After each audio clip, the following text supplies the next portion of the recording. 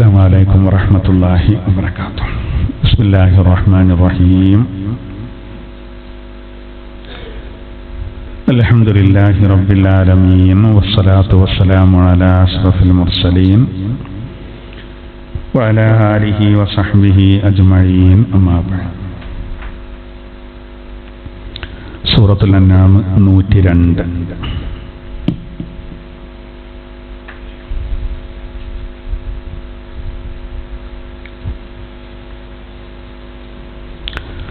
أعوذ بالله من الشيطان الرجيم. بسم الله الرحمن الرحيم. ذلكم الله ربكم لا إله إلا هو خالق كل شيء فاعبدوه وهو على كل شيء وكيل. لا تدركه الأبصار وهو يدرك الأبصار وهو اللطيف الخبير. قد جاءكم بصائر من ربكم فمن أبصر فلنفسه ومن عمي فعليها وما أنا عليكم بحفيظ. وكذلك نصرف الآيات وليقولوا درست ولنبينه لقوم يعلمون. صدق الله العلي العظيم. ആദരണീയരായ മുഅ്മിനീങ്ങളെ, അല്ലാഹു സുബ്ഹാനഹു വ തആല പരിശുദ്ധമായ ഇൽമിന്റെ ഖുർആനിന്റെ ഈ മജ്ലിസിൽ ഇഅ്തികാഫിന്റെ നിയ്യത്തോടുകൂടെ നമ്മൾ ഇരിക്കുന്നത് നമ്മിൽ നിന്ന് അല്ലാഹു സ്വീകരിക്കട്ടെ. നമ്മെയും നമ്മുടെ സഹോദരിമാര് വളരെ കഷ്ടപ്പെട്ട് ഇതിലേക്ക് വന്നവർ അല്ലാഹു തആല എല്ലാവരെയും അനുഗ്രഹിക്കട്ടെ. നമ്മുടെ ദോഷങ്ങളൊക്കെ അല്ലാഹു തആല പുറത്തു തരട്ടെ. പരിശുദ്ധമായ റമദാനിൽ റഹ്മത്ത് ലഭിക്കുന്നവരിൽ അല്ലാഹു നമ്മെ ഉൾപ്പെടുത്തട്ടെ. മഗ്ഫിറത്തിന്റെ പത്തിലേക്ക് നമ്മൾ പ്രവേശിക്കുമ്പോൾ അല്ലാഹു നമ്മുടെ പാപങ്ങളൊക്കെ പുറത്തു തരട്ടെ. നരകമോചനവും സ്വർഗപ്രവേശവും ഉറപ്പാക്കപ്പെടുന്ന വിഭാഗത്തിൽ അല്ലാഹു നമ്മെ ഉൾപ്പെടുത്തട്ടെ. ആമീൻ. അൽഹംദുലില്ലാഹ്, പരിശുദ്ധമായ റമദാനിൽ, ഖുർആന്റെ മാസമായ റമദാനിൽ ഒരാഴ്ച പിന്നിട്ടു. വലിയ ഒരു നിഅമത്ത് വീണ്ടും നമ്മൾ ഇതുപോലെ ഒരുമിച്ച് കൂടി. ഇന്ന് നമ്മൾ സൂറത്തുൽ അൻആമിലെ 102 മുതൽ 105 വരെയുള്ള 4 ആയത്താണ്. അതിൽ 103-ാമത്തെ ഇന്ന് നമ്മൾ വിശദീകരിക്കുന്ന ആയത്ത്, നമ്മൾ സാധാരണ പറയുള്ള തുല്യത ഇല്ലാത്തത് എന്നൊക്കെ പറയും പോലെ വലിയ മഹത്വമുള്ള ഒരുപാട് തഫ്സീറുകളുള്ള വളരെ സുപ്രധാനമായ ഒരു വചനാണ് 103-ാമത്തെ നമ്മൾ ഓതിവെച്ച ആയത്ത്. ഇൻഷാ അല്ലാഹ് അതിലൊക്കെ അടങ്ങിയ വിഷയങ്ങളെ നമുക്ക് ചർച്ച ചെയ്യാൻ നമ്മൾ കുറെ പകർത്തേണ്ട ചില കാര്യങ്ങളുണ്ട്. അല്ലാഹു തആല ഖുർആന്റെ യഥാർത്ഥ അഹ്ലുകാരിൽ നമ്മെ എല്ലാവരെയും ഉൾപ്പെടുത്തട്ടെ. ആമീൻ. أعوذ بالله من الشيطان الرجيم. بسم الله الرحمن الرحيم. ذلكم الله ربكم لا إله إلا هو خالق كل شيء فاعبدوه وهو على كل شيء وكيل. ذلكم الله ربكم. അവനാണ് നിങ്ങളുടെ റബ്ബായ നാഥനായ അല്ലാഹു. അല്ലാഹുവിനെ പറ്റി നമ്മളെ പരിചയപ്പെടുത്താം. ലാ ഇലാഹ ഇല്ലാഹു, അവനല്ലാതെ വേറെ ഒരു ആരാധ്യൻ ഇല്ല. ഖാലിഖു കുല്ലി ഷൈഇൻ ഫഅബ്ദൂഹ്, സർവ വസ്തുക്കളുടെയും സൃഷ്ടാവാണവൻ. അതുകൊണ്ട് അവനെ നിങ്ങൾ ആരാധിക്കുക. വഹുവ അലാ കുല്ലി ശൈഇൻ വകീൽ. അവൻ എല്ലാ കാര്യങ്ങളും ഏറ്റെടുത്ത് നിർവഹിക്കുന്നവനത്രേ. യഥാർത്ഥ വക്കീല് അവനാണ്. നമ്മൾ സാധാരണ വക്കീൽ എന്ന് പറയല്ലോ, നമ്മളെ കാര്യം ഏൽപ്പിക്കാനുള്ള ശരിക്ക് വാദിക്കാനും മറ്റും. ആ വാക്ക് തന്നെ വന്നത് അറബിയിൽ നിന്നാണ്. വക്കീല് വക്കീല് എന്നുള്ള അത് തിരിഞ്ഞ് വല്ലാതെ നമ്മൾ പറഞ്ഞാൽ അതും വിവാദമാവും. അപ്പോൾ മാറ്റണം എന്നുള്ള ഇത് വരും. പിന്നെ അങ്ങനെ കുറെ അറബി വാക്കുകളുണ്ട് അതിൽപ്പെട്ടാണ്. അപ്പോൾ അല്ലാഹു തആല പറയാണ് വഹുവ അലാ കുല്ലി ശൈഇൻ വകീൽ. സർവകാര്യങ്ങളും ഏറ്റെടുത്ത് നടത്തുന്നവൻ അവനത്രേ. ഇതാണ് ഒന്നാമത്തെ ആയത്തിൽ പറയുന്നത്. ഇവിടെ ഇപ്പോൾ അല്ലാഹു തആല പറയാണ് നിങ്ങളുടെ റബ്ബായ അല്ലാഹു അവനാണ് നിങ്ങളുടെ റബ്ബായ അല്ലാഹു. നമ്മൾ സാധാരണ അല്ലാഹു എന്ന് പറയുമ്പോൾ നമ്മൾ പറയുന്നതാണ് റബ്ബ്, റബ്ബുൽ കഅബ എന്ന് പറയില്ല, കഅബയുടെ റബ്ബ്. റബ്ബ് എന്ന് പറഞ്ഞാൽ തന്നെ അതിന്റെ അർത്ഥം എന്താ വെച്ചാൽ ഒരു വസ്തുവിനെ ഇല്ലായ്മയിൽ നിന്ന് സൃഷ്ടിച്ച് അതിനെ അല്പാൽപമായി ഘട്ടം ഘട്ടമായി വളർത്തിയെടുക്കുന്നവനാണ്. അതിന് ഏറ്റവും വലിയൊരു ഉദാഹരണം പറയുന്നത് മനുഷ്യന്റെ ശരീരം തന്നെയാണ്. ഒരു കുട്ടിയുടെ ജനനം, ആ ജനനം മുതൽ മെല്ലെ മെല്ലെ ആ കുട്ടി വളർന്നു വരുന്ന രീതി, അങ്ങനെ ഓരോന്നിനും ഒരു ചെടിയാണെങ്കിൽ അത് വളർന്നു വരുന്ന രീതി, ആദ്യം വളരെ ദുർബലമാകുന്ന അവസ്ഥ, പിന്നീട് അത് നമ്മള് സ്വഹാബത്തിന്റെ അവസ്ഥ പറഞ്ഞെടുത്ത് പരിശുദ്ധ ഖുർആൻ പറയുന്നുണ്ടല്ലോ, പിന്നെ അവര് ഒരു കൃഷി പോലെയായിരുന്നു. അഖ്റജ ശത്വഅഹു ഫആസറഹു ഫസ്തഗ്ലല ഫസ്തവ അലാ സൂഖിഹി യുഅ്ജിബു സുറാർ എന്ന് ഖുർആനിൽ പറയുന്നുണ്ട്. അതായത് ഒരു ചെറിയ കൃഷി വളർന്നു വരികയാണെങ്കിൽ ആദ്യം അത് വളരെ ദുർബലമായിരിക്കും.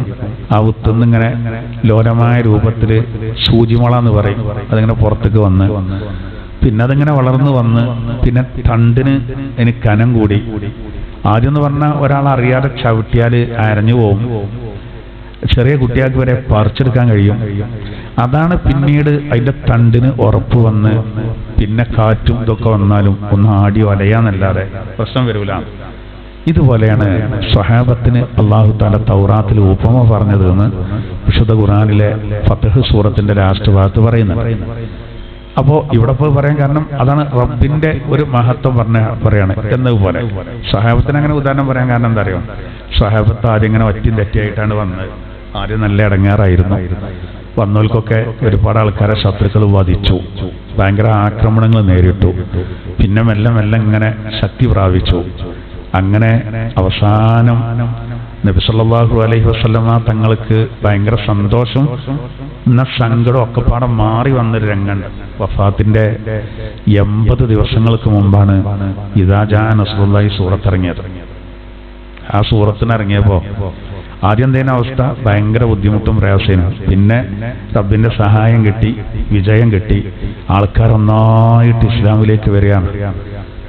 അപ്പൊ അല്ലാഹു തആല പറയാണ് ഇദാ ജാ നസ്റുല്ലാഹി വൽ ഫത്ഹ്, അല്ലാഹുവിന്റെ സഹായവും വിജയവും എത്തിക്കഴിഞ്ഞതിനാൽ വറഅയ്തന്നാസ യദ്ഖുലൂന ഫീ ദീനില്ലാഹി അഫ്വാജ, ജനങ്ങൾ കൂട്ടം കൂട്ടമായി ഇസ്ലാമിലേക്ക് വരുന്നത് താങ്കൾ കാണുകയും ചെയ്താൽ ഫസബ്ബിഹ് ബിഹംദി റബ്ബിക വസ്തഗ്ഫിർ ഇന്നഹു കാന തവ്വാബ, നബിയെ അങ്ങ് തസ്ബീഹ് ചൊല്ലണം, തഹ്മീദ് ചൊല്ലണം, ഇസ്തിഗ്ഫാർ ചൊല്ലണം, 3 കാര്യങ്ങൾ പകരം ചെയ്യണം എന്നാണ്. ഇതറിങ്ങിയപ്പോൾ സ്വഹാബത്തിനൊക്കെ ഭയങ്കര സന്തോഷം. ഇത് പറയേണ്ടപ്പോൾ അള്ളാന്റെ സഹായം കിട്ടിയതും വിജയം കിട്ടിയതും ജനങ്ങൾ നന്നായിട്ട് ഇസ്ലാമിലേക്ക് വരികയാണ്, അതായത് പൂർത്തിയായിരിക്കുന്ന സംഗതിയും. പക്ഷെ അബ്ബാസ് റളിയല്ലാഹു അൻഹു കരഞ്ഞു. അപ്പൊ ആളുകൾ ചോദിച്ചു, എല്ലാവരും സന്തോഷിക്കുമ്പോ നിങ്ങൾ എന്താ കരയുന്നത്? അപ്പൊ അദ്ദേഹം പറഞ്ഞു, എന്റെ അഭിപ്രായത്തില് ഈ സൂറത്ത് ഒരു യാത്രയപ്പ് സൂറത്താണ്. കാരണം ഒരു കാര്യം പൂർത്തിയായി കഴിഞ്ഞാൽ പിന്നെ താഴോട്ടേക്ക് കയറും. അപ്പൊ മുത്തുനബിയുടെ വഫാത്ത് ഞാൻ ഇതിന്ന് മനസ്സിലാക്കുന്നുണ്ട്. അപ്പൊ ഇവര് സഹാബിമാര് നബിയോട് ചെന്ന് ചോദിച്ചു, നബി ശരിയാണ്. അതുകൊണ്ടാണ് ആ സൂറത്തിന് എന്ത് പേര് വന്നത്? തൗദിയ, സൂറത്ത് തൗദിയ.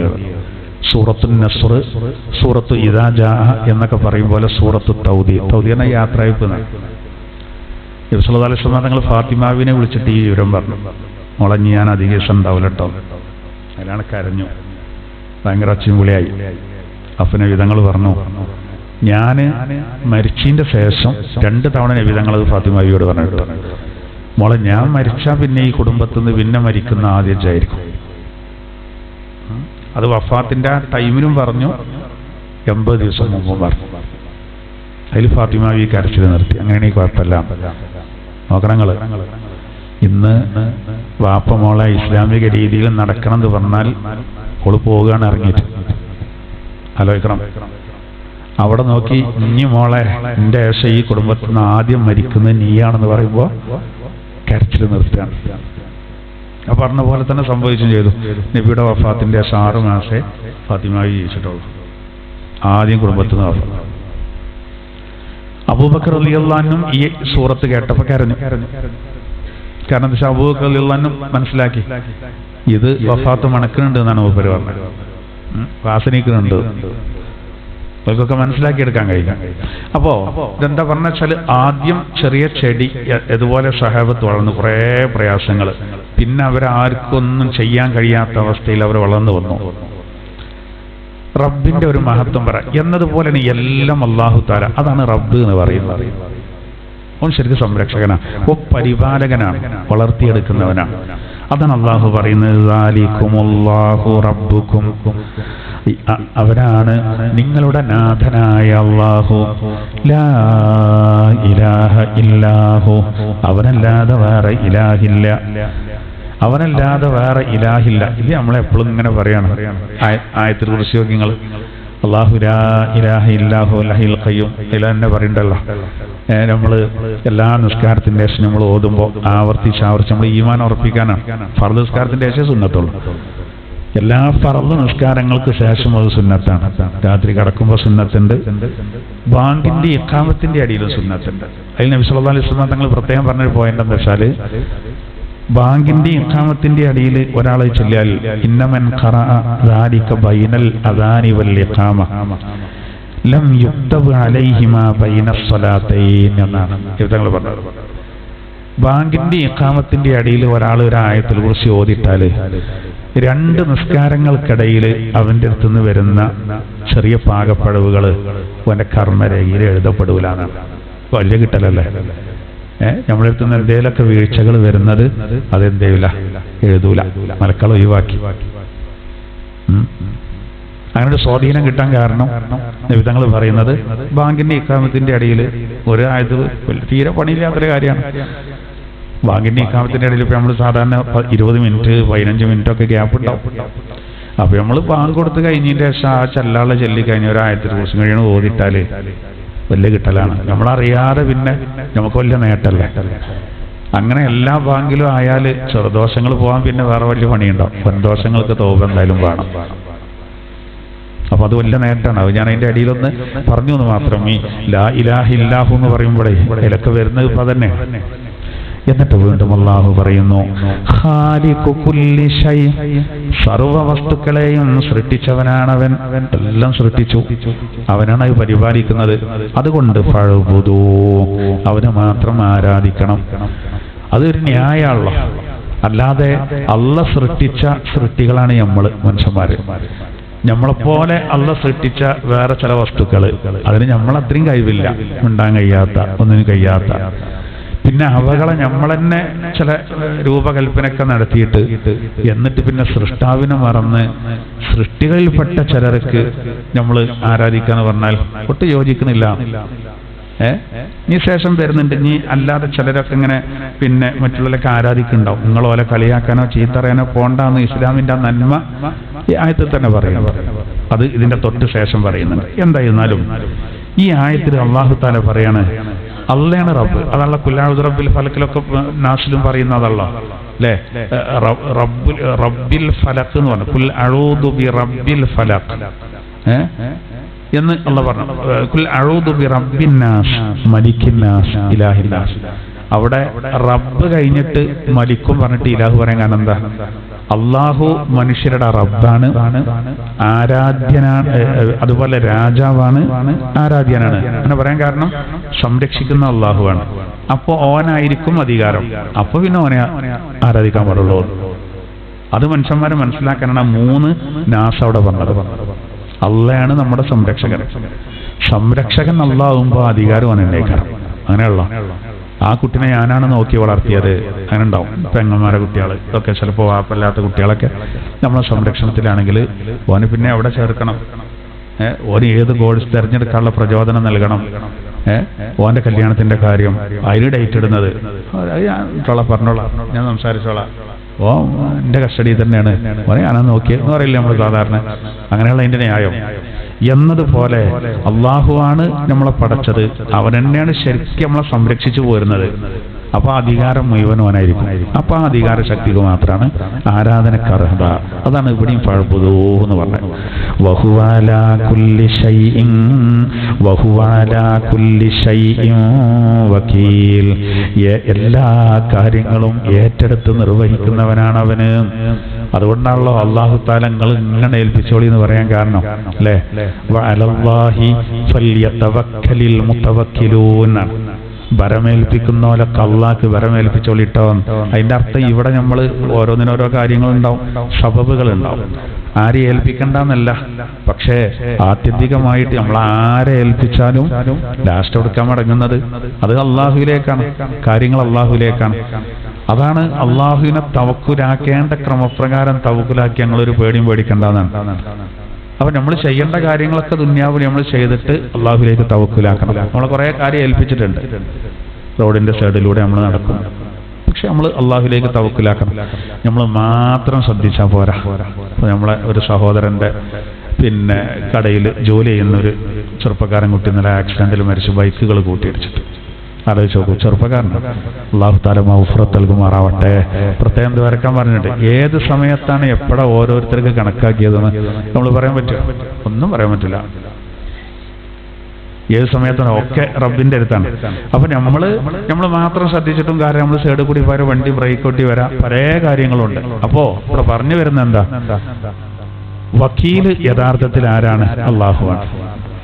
കറണ്ട് പോയതാണ്, ഒന്നൊക്കെ കറണ്ട് പോയാൽ നഷ്ടമാണ്, ഭയങ്കര ചൂടാണല്ലേ, സാരല്ല, ശരിയാകും, വന്നോളും. അപ്പോ അല്ലാഹു തആല പറയാണ് വഹുവ അലാ കുല്ലി ശൈഇൻ വകീൽ.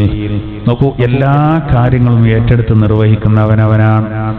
ഇനിയാണ് ആ വളരെ പ്രധാനപ്പെട്ട ആയത്ത് നോക്കൂ. ലാ തുദ്രികുൽ അബ്സാർ വഹുവ യുദ്രികുൽ അബ്സാർ വഹുവൽ ലത്തീഫുൽ ഖബീർ. ലാ തുദ്രികുൽ അബ്സാർ, ഒരു കണ്ണുകളും അള്ളാഹുവിനെ പ്രാപിക്കില്ല. വഹുവ യുദ്രികുൽ അബ്സാർ, എന്നാൽ സർവ കണ്ണുകളെയും അവൻ കാണുന്നു. വഹുവൽ ലത്തീഫുൽ ഖബീർ, അല്ലാഹു തആല എല്ലാ നിഗൂഢതകളെയും അറിയുന്നവനാണ്, സൂക്ഷ്മജ്ഞാനിയാകുന്നു. എല്ലാ നിഗൂഢമായ കാര്യങ്ങളും അള്ളാഹു അറിയും. അതീവ സൂക്ഷ്മജ്ഞാനിയാണ് അവൻ.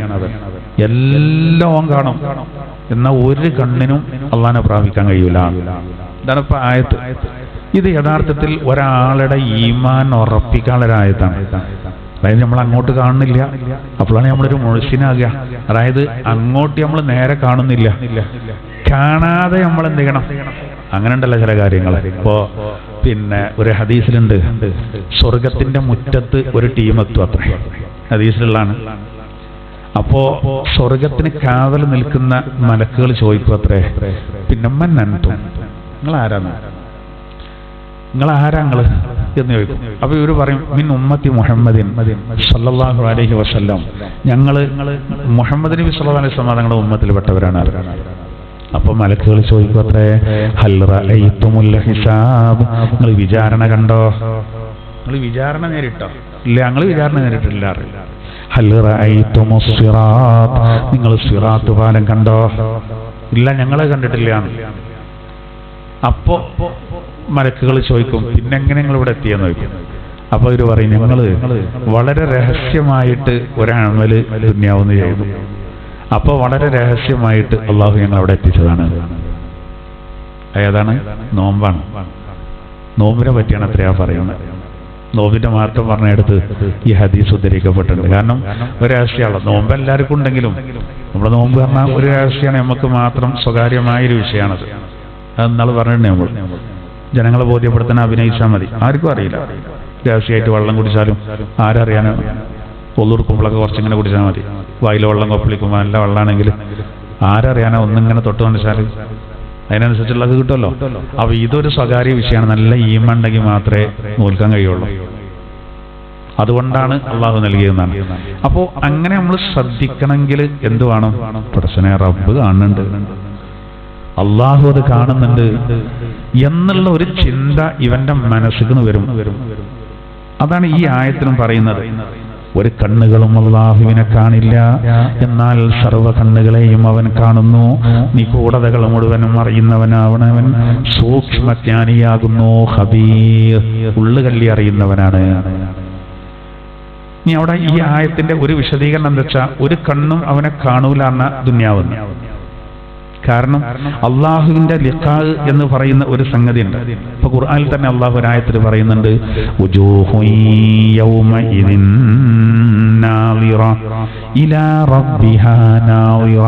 ഖുർആനിൽ അള്ളാഹു പറയുന്നുണ്ട്, നോക്കൂ, ചില ആളുകളുടെ മുഖം അത് വല്ലാത്ത പ്രസന്നമായിരിക്കും, അവരവരുടെ റബ്ബിലേക്ക് നോക്കുന്നവരായിരിക്കും. അത് നാളെ ഖിയാമത്ത് നാളിലാണ് എന്ന് പറഞ്ഞാൽ സ്വർഗത്തിൽ വെച്ചിട്ടാണ്. സ്വർഗം കിട്ടുമ്പോൾ അവരുടെ മുഖത്ത് വല്ലാത്ത സന്തോഷം കാണും. അവർ റബ്ബിലേക്ക് ഇങ്ങനെ ശരിയായ രൂപത്തിൽ നോക്കും, റബ്ബിനെങ്ങനെ കാണും. അതുണ്ട്, അത് മോമിനിയങ്ങൾക്ക് അവിടെ കൊടുക്കുന്നതാണ്. ഇവിടെ നമ്മൾ ദുന്യാവിൽ നമ്മളെ പോലത്തൊന്നും ഇപ്പം എന്തായിരുന്നാലും അള്ളാഹുവിനെ കാണാൻ കഴിയൂല. അഷ്റഫുൽ ഖൽഖ് സല്ലല്ലാഹു അലൈഹി വസല്ലം തങ്ങൾ മിഅ്റാജിന്റെ യാത്രയിൽ കണ്ടത് ഒരു സത്യമാണ്. മൂസാ നബി അലൈഹി സ്വലാത്തു വസ്സലാം സംസാരം കേട്ടെങ്കിലും കാണാനുള്ള അവസരം അദ്ദേഹത്തിന് കൊടുത്തില്ല. അത് വേണ്ട, സംസാരം കേട്ടോളൂ പറഞ്ഞു. ഇസ്രായേലികളെ ഞങ്ങൾക്ക് കാണണമെന്ന് ബഹളം വെച്ചു, ഓലെ അള്ളാഹു തആല കൊന്നുവല്ലേ. അതുണ്ടായി ഓരോ ഞങ്ങൾ സംസാരം കേൾക്കണം എന്ന് പറഞ്ഞു. കേൾക്കാതെ നിങ്ങൾ വിശ്വസിക്കൂല ചോദിച്ചു. മനസ്സിന് അടക്കം കിട്ടാനാണെന്ന് മൂസാ നബി പറഞ്ഞതുപോലെ ബലും പറഞ്ഞു, എന്നാ പിന്നെ ആവട്ടെ, ആ ശരീരി പോലെ കേൾപ്പിച്ചു. അപ്പോൾ പിന്നെ ഒരു പടി പിന്നെയും വാശിയാട്ടി ഞങ്ങൾക്ക് കാണണം എന്ന് പറഞ്ഞു. 100 ആൾക്കാരുണ്ടായിരുന്നു, എല്ലാവരും മരിപ്പിച്ചു. എല്ലാവരും മരിച്ചു. അതിൽ 70 ആൾക്കാർ. അതിൽ മൂസാ നബി അലൈഹി സ്വലാത്തു വസ്സലാമിലേക്ക് ഭയങ്കര വിഷമായി. കാരണം എന്താ, നാട്ടിലേക്ക് ഇവരൊക്കെ മരിച്ചു പറഞ്ഞ് ചെന്ന് പറഞ്ഞ ആൾക്കാരാകെ ഇളകും. അതിപ്പോൾ എങ്ങനെ ഉണ്ടാവും? എല്ലാവരും കൂടി മരിക്കല്, എന്താ അതിൻ്റെ വലിയ രഹസ്യം അറിയേണ്ടതെന്ന് പറയാം. അങ്ങനെ അള്ളാഹു തആല അവർക്ക് പുനർജന്മം നൽകി. ഇത് ഖുർആൻ പറയുന്നുണ്ട്. അവർക്ക് കാണിച്ചു കൊടുത്തില്ല എന്നുള്ളതാണ്. എന്നാൽ അതേ സമയത്ത് അള്ളാഹുവിന് ഒരാൾക്ക് കിനാവ് കാണാൻ കഴിയും എന്നുള്ളതാണ്. അത് അങ്ങനെ ചില മഹത്തുക്കൾക്കൊക്കെ അള്ളാഹു തആല അതിനുള്ള അവസരം കൊടുത്തിട്ടുണ്ട്. മനാമില് കാണാൻ കഴിയുമെന്ന് ഇമാം അബൂ ഹനീഫ റഹിമഹുള്ള വിശദീകരിക്കുന്നുണ്ട് ഈ ആയത്തിന്റെ വിശദീകരണത്തിൽ. അബൂ യസീദ് റഹിമഹുള്ള പറയാണ്, റഅയ്തു റബ്ബി ഫിൽ മനാം, ഞാൻ എൻ്റെ റബ്ബിനെ ഉറക്കത്തിൽ കണ്ടു. ഫഖുൽതു ലഹു കൈഫ ത്വരീഖു ഇലൈക്, ഞാനപ്പോ സ്വപ്നത്തിൽ ചോദിച്ചു, റബ്ബേ നിന്റെ മാർഗത്തിലേക്ക് എന്താണ് എത്താൻ ഞാൻ ചെയ്യേണ്ടത്, എങ്ങനെയാണ് എൻ്റെ വഴിയിലേക്ക് ഞാൻ എത്താൻ? കിട്ടിയ ചാൻസിൽ ചോദിച്ചതാണ്. അപ്പൊ അള്ളാഹു തആല പറഞ്ഞ എന്താ അറിയോ? ചോദിച്ചു പോടുകാരനില്ലേ, ഉത്റുക് നഫ്സക് സുമ്മ തആൽ, നീ ദേഹേച്ഛയെ പരിപൂർണമായിട്ട് വെടിഞ്ഞോളൂ, എന്നിട്ട് എൻ്റെ മാർഗത്തിലേക്ക് വരൂ. അവ ശരീരേച്ഛക്കനുസരിച്ച് പ്രവർത്തിക്കണ്ട, ശരീരത്തിന് ആനന്ദമുള്ള കാര്യങ്ങൾ അയ്മ വല്ലാതെ കൂടണ്ട, എന്നിട്ട് വാ, അതാണെന്ന് പറഞ്ഞു എന്നുള്ളതാണ്. അപ്പൊ ഇമാം അബൂ ഹനീഫ റഹിമഹുള്ളയെ പോലത്തെ വിശദീകരിക്കുന്നുണ്ട് തഫ്സീറിന്റെ ഗ്രന്ഥങ്ങളിലൊക്കെ. മനാമില് ഉറക്കത്തിൽ അങ്ങനെ കാണാനുള്ള അവസരം അപൂർവമായിട്ട് ചിലർക്ക് കിട്ടും. അതിന്റെ രീതി ഒന്നും നമുക്കറിയില്ല, അള്ളാഹു ആണല്ലോ കിതാബിൽ അങ്ങനെ ഒരു സംഗതി പറയുന്നുണ്ട്. എന്തായിരുന്നാലും നാളെ അള്ളാഹുവിന്റെ ലിഖാ ഉണ്ടാവും. അതിന് ഇപ്പൊ നമ്മൾ വല്ലാതെ ആഗ്രഹിക്കണം. ഇവിടെ നമ്മൾ അങ്ങോട്ട് നേരിട്ട് കാണുന്നില്ല, എന്നാലോ നമ്മുടെ എല്ലാ പ്രവർത്തനം കാണുന്നുള്ളൊരു ഓർമ്മ വേണം. ഇതിന്റെ വ്യാഖ്യാനത്തിൽ നിന്ന് ഒരൊറ്റ സംഭവം പറയാം. മദീനയിൽ നിന്ന് ഒരാൾ അള്ളാഹുവിന്റെ തിരുദൂതരുടെ അരികെ വന്നിട്ട് അദ്ദേഹം പറഞ്ഞു, നബിയെ, അദ്ദേഹം നോക്കി, അദ്ദേഹത്തിന്റെ ഈമാൻ നോക്കണം കേട്ടോ. അദ്ദേഹം പറഞ്ഞു, നബി, ഞാൻ ഇങ്ങോട്ട് പോരുന്ന സമയത്ത് ഒരു വഴിയിൽ വെച്ചിട്ട് ഒരു പെണ്ണുമായി കൂട്ടിമുട്ടി. അപ്പൊ അവിടെ വേറെ ആരുമില്ലായിരുന്നു. അപ്പൊ ഞാൻ ആ പെണ്ണിനെ വ്യഭിചാരമല്ലാത്ത ചില സംഗതികൾ ചെയ്തു. ആരുമില്ലായിരുന്നു, ഇബ്ലീസ് ഇടപെട്ടു എന്നർത്ഥം. പക്ഷെ പിന്നീട് എനിക്കത് ഭയങ്കര ഖേദായി. അതുകൊണ്ട് നബിയെ എൻ്റെ മേലിൽ അതിനുള്ള ശിക്ഷ നടപ്പിലാക്കണം, ഓപ്പണായിട്ട് പറയണം. അപ്പോ നബി സല്ലല്ലാഹു അലൈഹി വസല്ലം തങ്ങൾ ഒന്നും പ്രതികരിച്ചില്ല, ഒന്നും വേണ്ടിയില്ല. നബി തങ്ങൾ പ്രതികരിക്കാത്തത് ആദ്യത്തെ ഒരു സംഭവമാണ്. അങ്ങനെ ഒരാൾ വന്ന് നേരെ പറയുന്നത് ആദ്യത്തെ സംഭവമാണ്. വ്യഭിചാരാണെങ്കിൽ പിന്നെ അതിന്റെ ശിക്ഷ പറഞ്ഞിട്ടുണ്ട്, വിവാഹിതനാണെങ്കിലും അല്ലെങ്കിലുള്ള മസല. ഇതിപ്പോ അതൊന്നും നടന്നിട്ടില്ല. ഇയാളാ പെണ്ണിനൊന്ന് ചുംബിച്ചു, ശരീരത്തിലെ ചില ഭാഗങ്ങൾ പിടിച്ചു എന്നൊക്കെയാണ് വിഷയം. അതാ മൂപ്പര് ആക്ക് തുറന്നു പറഞ്ഞു മൂപ്പര്. പക്ഷെ നബിതങ്ങളൊന്നും മിണ്ടണില്ല. നബിതങ്ങളൊന്നും പ്രതികരിക്കാതെ ഇരിക്കുന്നത് കണ്ടപ്പോൾ ഉമർ റളിയല്ലാഹു അൻഹു ഇയാളോട് പറഞ്ഞു, അത്രേ എന്തിനാണ് ഇതൊക്കെ പറയാൻ നിന്നേ? സംഭവിച്ചെങ്കിൽ റബ്ബിനോട് പൊറുക്കലിനെ തരും, ഇതൊക്കെ പറയാൻ നിൽക്കണോ ഓപ്പണായിട്ട്? ഒരു വഷളതരല്ലത് എന്നുള്ള രൂപത്തിൽ ഉമർ റളിയല്ലാഹു അൻഹു പറഞ്ഞു. പക്ഷെ നബിതങ്ങളും ഉണ്ടാക്കേണ്ടത് ഇപ്പൊ വരും വിവരം, പിന്നെന്താ ചെയ്യേണ്ടത്? ഇതിനൊരു പ്രതിവിധി എന്താന്ന് ഇപ്പൊ വരും. പക്ഷെ മൂപ്പര് ഭയങ്കര വിഷമത്തിലാണ്. അതായത് നമ്മൾ മനസ്സിലാക്കേണ്ട എന്താ അറിയോ, അദ്ദേഹത്തിന് മറച്ചക്കാമായിരുന്നു. ഒരു മനുഷ്യനൊരു ഹയാകാരണ സംഗതി ഉണ്ടല്ലോ. പക്ഷെ മൂപ്പരത് മറച്ചു വെക്കാതെ പറഞ്ഞതെന്താ, റബ്ബ് കാണുന്നല്ലോ, ഞാൻ മറച്ചിട്ട് കാര്യമില്ലല്ലോ. അപ്പൊ ഇവിടെ കുറച്ച് വഷളായാലും പരലോകത്ത് വഷളാകരുത്. ഇവിടെ ഇപ്പൊ ഞാനിത് തുറന്ന് പറഞ്ഞാല് ഇവിടെ ഉള്ളവരൊക്കെ കേട്ടു, പിന്നെ ഓൽക്കൊക്കെ ഇതുണ്ട് കേട്ടോ, ഓലങ്ങനെ നടന്ന് പറഞ്ഞ് അരപ്പാക്കൂല, അത് വേറെ കാര്യം. പക്ഷെ എന്നാൽ അവിടെ ഉള്ളവരിത് അറിയണ്ടല്ലോ. മൂപ്പര് ഭാഗ്യവാനാണ്. ആ കാരണത്തിൽ തീരുമാനമായി വിശുദ്ധ ഖുർആനിലെ സുപ്രധാനമായ ഒരു ആയത്തിറങ്ങി. അതായത് സർവ്വ കണ്ണുകളെയും അള്ള കാണുന്നുണ്ട് എല്ലാം എന്നുള്ളൊരു ചിന്ത വന്നതാണ്. അതുകൊണ്ടാണ് മൂപ്പരെ തുറന്നു പറഞ്ഞത്. അതുകൊണ്ട് ഇതിന്റെ പേരിൽ പരലോകത്ത് കുടുങ്ങരുത്. അപ്പൊ നബിതങ്ങള് പിന്നെ കുറച്ചേറെ കഴിഞ്ഞപ്പോ എന്ത് ചെയ്തു ഞങ്ങള് പ്രതികരണം ഒന്നും വരാത്തുമ്പോ മൂപ്പര് വല്ല അവിടുന്ന് വിട്ടു. ആണ്ടല്ലോ, അത് ചില കാര്യങ്ങൾ അങ്ങനെ ചിലപ്പോ നമ്മൾ അവിടെ നിൽക്കാൻ പറ്റില്ല. മൂപ്പര് അവിടുന്ന് വല്ലതും മാറി. ഏതായിരുന്നാലും വൈകാതെ ജിബ്രീൽ അലൈഹിസ്സലാത്തു വസ്സലാം വന്നിട്ട് ഒരു ആയത്ത് ഓതി കൊടുത്തു. ആയത്താണ് ഏത്? അഖിമിസ്സലാത തറഫൈൻ നഹാരി വസുലഫൻ മിനൽ ലൈൽ ഇന്നൽ ഹസനാതി യുദ്ഹിബിനസ് സയ്യിആത്. ഈ ആയത്തിൽ പറയുന്നത് എന്താ? അഖിമിസ്സലാത, നീ നിസ്കാരം നിലനിർത്തണം. തറഫൈൻ നഹാർ, പകലിന്റെ രണ്ടറ്റങ്ങളിൽ, രണ്ട് ഭാഗങ്ങളിൽ. വസുലഫൻ മിനൽ ലൈൽ, രാത്രിയിൽ നിന്ന് ചില ഭാഗങ്ങളിലും. ഇന്നൽ ഹസനാതി, തീർച്ചയായിട്ടും ചില സുഹൃതങ്ങള് യുദ്ഹിബിന സയ്യാത്ത്, അത് ചില തെറ്റുകളെ മായ്ച്ചു കളയുന്നതാണ്. അതായത് ഈ ആയത്തിന് ഇറങ്ങിയപ്പോ നബിതങ്ങൾ ഉമർ റളിയല്ലാഹു അൻഹു പറഞ്ഞു, ഇവരെ വിളിക്കുകയാണ്. ഇവർ വിളിച്ചിട്ട് പറഞ്ഞു, നിങ്ങൾ ആ തെറ്റുണ്ടല്ലോ അള്ളാഹു തലപ്പുറത്ത് തരും. നിങ്ങൾ എന്ത് ചെയ്താൽ മതി, നിസ്കാരത്തിന്റെ കാര്യത്തിൽ നല്ലോണം ശ്രദ്ധിച്ചുകൊണ്ട്. ഈ ആയത്തിൽ പറയേണ്ടതാണ് അഖിമിസ്സലാത്ത, നീ നിസ്കാരം നിർവഹിക്കണം. തൊറഫൈൻ നഹാർ, പകലിന്റെ രണ്ടറ്റങ്ങളിൽ. ഇതാണ് ചേകനൂര് തെറ്റായി അർത്ഥം വെച്ചാണ് നിസ്കാരം മൂന്നാക്കിയ ആയത്തത്. പകലിന്റെ രണ്ടറ്റങ്ങളിൽ നിന്നാ മൂപ്പര് സുബഹി എടുത്തു, പിന്നെ ഏതെടുത്തു? അസർ എടുത്തു. രാത്രിയിൽ നിന്ന് ഒന്ന് എന്ന് പറഞ്ഞാൽ ഈശാ എടുത്തു. അങ്ങനെ മൂന്നാക്കി. ലൊഹ്റ് മൂപ്പര് ഒഴിവാക്കി. അതാ രണ്ടറ്റം പറഞ്ഞാൽ പെടൂല എന്ന് പറഞ്ഞാണ്ട്. മഗ്രിബ് ഒഴിവാക്കി. രാത്രിയിൽ നിന്ന് ഒരു ഭാഗം അവിടെ തന്നെ വായിച്ചു. സുലഫ് പറഞ്ഞാൽ ശരിക്കും ബഹുവചന. ബഹുവചനത്തിൽ ചുരുങ്ങിയ രണ്ടെണ്ണം വേണം. ഓല് ഒന്നുട്ടോ, ഇതിന് രണ്ടാളിനും വേണ്ടേ? അവര് ഒന്നും അറിയുമ്പോ രണ്ടാൾ വേണം. ജമാഅത്ത് ഒരു സംഘടിത നിസ്കാരത്തിന് രണ്ടാൾക്കാരും വേണം എന്ന് പറഞ്ഞവർക്ക് രാത്രിയുടെ ഭാഗങ്ങൾ എന്നാണ്. അവിടെ ഭാഗങ്ങൾ എന്ന് പറയുമ്പോൾ ചുരുങ്ങിയ രണ്ട് വേണം. മഗ്രിബ് ഇശാവുമാണ്. പകലിന്റെ രണ്ടറ്റങ്ങൾ എന്ന് പറഞ്ഞത് ഇയാൾക്ക് ഭാഷ അറിയിട്ടാണ്, അല്ലെങ്കിൽ തൗഫീഖില്ല. അത് ശരിക്കും ഉച്ചക്ക് മുമ്പ് ശേഷം എന്നുള്ള രൂപത്തിലാണ് ആ പ്രയോഗം. അത് ഒരു ഭാഗം സുബഹിയും ലൊഹറും പിന്നെ ആണ് ഉദ്ദേശം, ഒന്ന് അസുറാണ് ഉദ്ദേശം. ഇതാണ് അവിടെ ഉദ്ദേശിക്കേണ്ടത്. ഇയാള് ആർക്കും തിരിയാത്ത അർത്ഥം വെച്ചു. അവിടെ നമ്മൾ അതിനും പിന്നെ നമ്മൾ അറിയിക്കണ്ട. ഇന്നലെ ഞാൻ കൊണ്ടോട്ടി ക്ലാസ് എടുക്കുമ്പോൾ ഒരാൾ ഒരു സംശയം ഉണ്ടായിരുന്നു ഉസ്താദാണ്. അപ്പോൾ എന്തേ വെച്ചു, അതായത് പിന്നെ എൻ്റെ കൂടെ ജോലി ചെയ്യുന്ന ഒരാളുണ്ട്, അവൻ ഷിയയാണ്. അപ്പൊ അയാൾ പറഞ്ഞു അത്രേ, പിന്നെ പ്രവാചകനാകേണ്ടിയിരുന്നത് അലിയാണ്, അത് പിന്നെ തട്ടിയെടുത്തതാണ് ആര്? മുഹമ്മദ് നബി.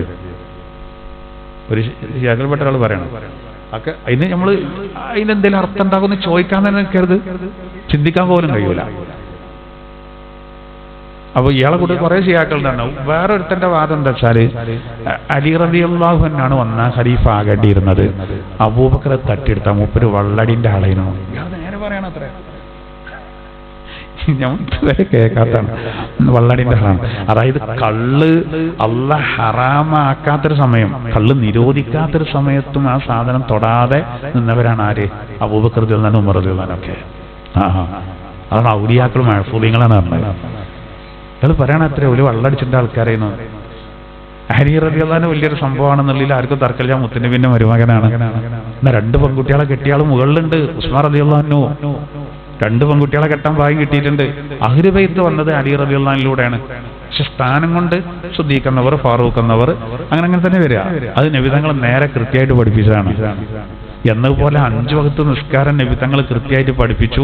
എല്ലാം മുസ്ലിം ലോകത്തൊരു തർക്കമില്ല. ഇവിടെ കേരളത്തിന്റെ വണ്ണെന്ന് ഒരാൾ വന്നുണ്ടായിരുന്നു പറഞ്ഞു.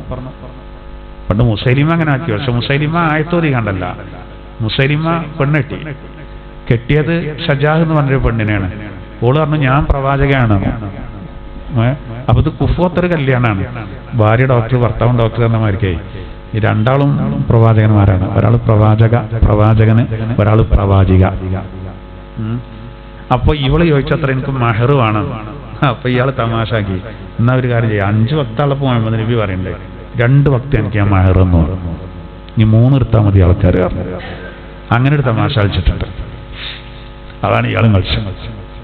ആവട്ടെ, ഞാൻ പറയുന്നത് എന്താ അറിയോ? അപ്പൊ അവിടെ ഒരു പോയിന്റ് എന്താ, ഇവിടെ അദ്ദേഹം ഒരു പെണ്ണിനെ അങ്ങനെ പെട്ടുപോയി. ആരും ഇല്ലാത്തൊരു സമയത്ത് അയാൾ തെറ്റങ്ങനെ സംഭവിച്ചു. അത് മൂപ്പര് തുറന്ന് പറഞ്ഞു. അപ്പോ വ്യഭിചാരമൊന്നും നടന്നിട്ടില്ലല്ലോ, ചെറിയൊരു തെറ്റ് സംഭവിച്ചു. അപ്പൊ അതിന് പ്രതിവിധിയായിട്ട് പറഞ്ഞെന്താ, നിസ്കാരം കൃത്യമായിട്ട് നിർവഹിക്കുക. ചില ഹസനത്തുകള് സയ്യിആത്തുകളെ മായ്ച്ചു കളയും, ഇല്ലാതാക്കും. പക്ഷെ അവിടെ നല്ലോണം ശ്രദ്ധിക്കണം കേട്ടോ. ഇന്നത്തെ ക്ലാസ്സിൽ പെണ്ണുങ്ങളൊക്കെ വേണമെങ്കിൽ പിടിക്കുക, പിന്നെ പോയി കാണാൻ നല്ലോണം നിസ്കരിച്ചാൽ മതി എന്നാണ് പറയേണ്ടത്. കരുതരുതേ, അങ്ങനത്തെ കരുതരുത് കേട്ടോ. നമ്മള് ചില ഗുളിക കുടിച്ചാൽ റിയാക്ഷൻ ഉണ്ടാവും. ഇപ്പൊ ചില പെണ്ണുങ്ങൾ വയ്ക്കുന്നുണ്ട്. ഇപ്പോൾ ഒരു സഹോദരി എന്നോട് എഴുതി ചോദിച്ചു ഒരു ക്ലാസ്സിൽ, എനിക്ക് നോമ്പ് നോൽക്കാൻ ഭയങ്കര താല്പര്യമാണ്. അപ്പൊ ഞാൻ ആർത്തവം പിന്നെ പിന്താന് റമദാനിലെ ആർത്തവം ഇല്ലാതിരിക്കാൻ ഗുളിക കുടിച്ചൂടെ, നോമ്പ് നോൽക്കാനുള്ള താല്പര്യം കൊണ്ടാണ്. എന്നെ വേണ്ടായിരുന്നു, അത് പാടില്ല. കാരണം എന്താ, ഈ ആർത്തവം നമ്മൾ പിന്നെ സമയം തെറ്റിക്കുക പറഞ്ഞാല് അത് ചിലർക്ക് ഭയങ്കര ആരോഗ്യ പ്രശ്നം ഉണ്ടാവും. അതിന്റെ റിയാക്ഷൻ താങ്ങാൻ കഴിയൂല. അത് നല്ല കാര്യമല്ല. അപ്പൊ എന്താവും, ഹറാമാവും. ഇനി ആരോഗ്യ പ്രശ്നം ഇല്ല എന്ന് പറഞ്ഞാലും അതിന്റെ ആവശ്യമില്ല. കാരണം എന്താ, ഇസ്ലാം എന്ന് പറഞ്ഞാൽ വിഭാവനം ചെയ്യുന്ന ഒരു നാച്ചുറൽ കമ്മ്യൂണിറ്റിയാണ്. എന്ന് പറഞ്ഞാൽ പ്രകൃതിമതാണ് ഇസ്ലാം.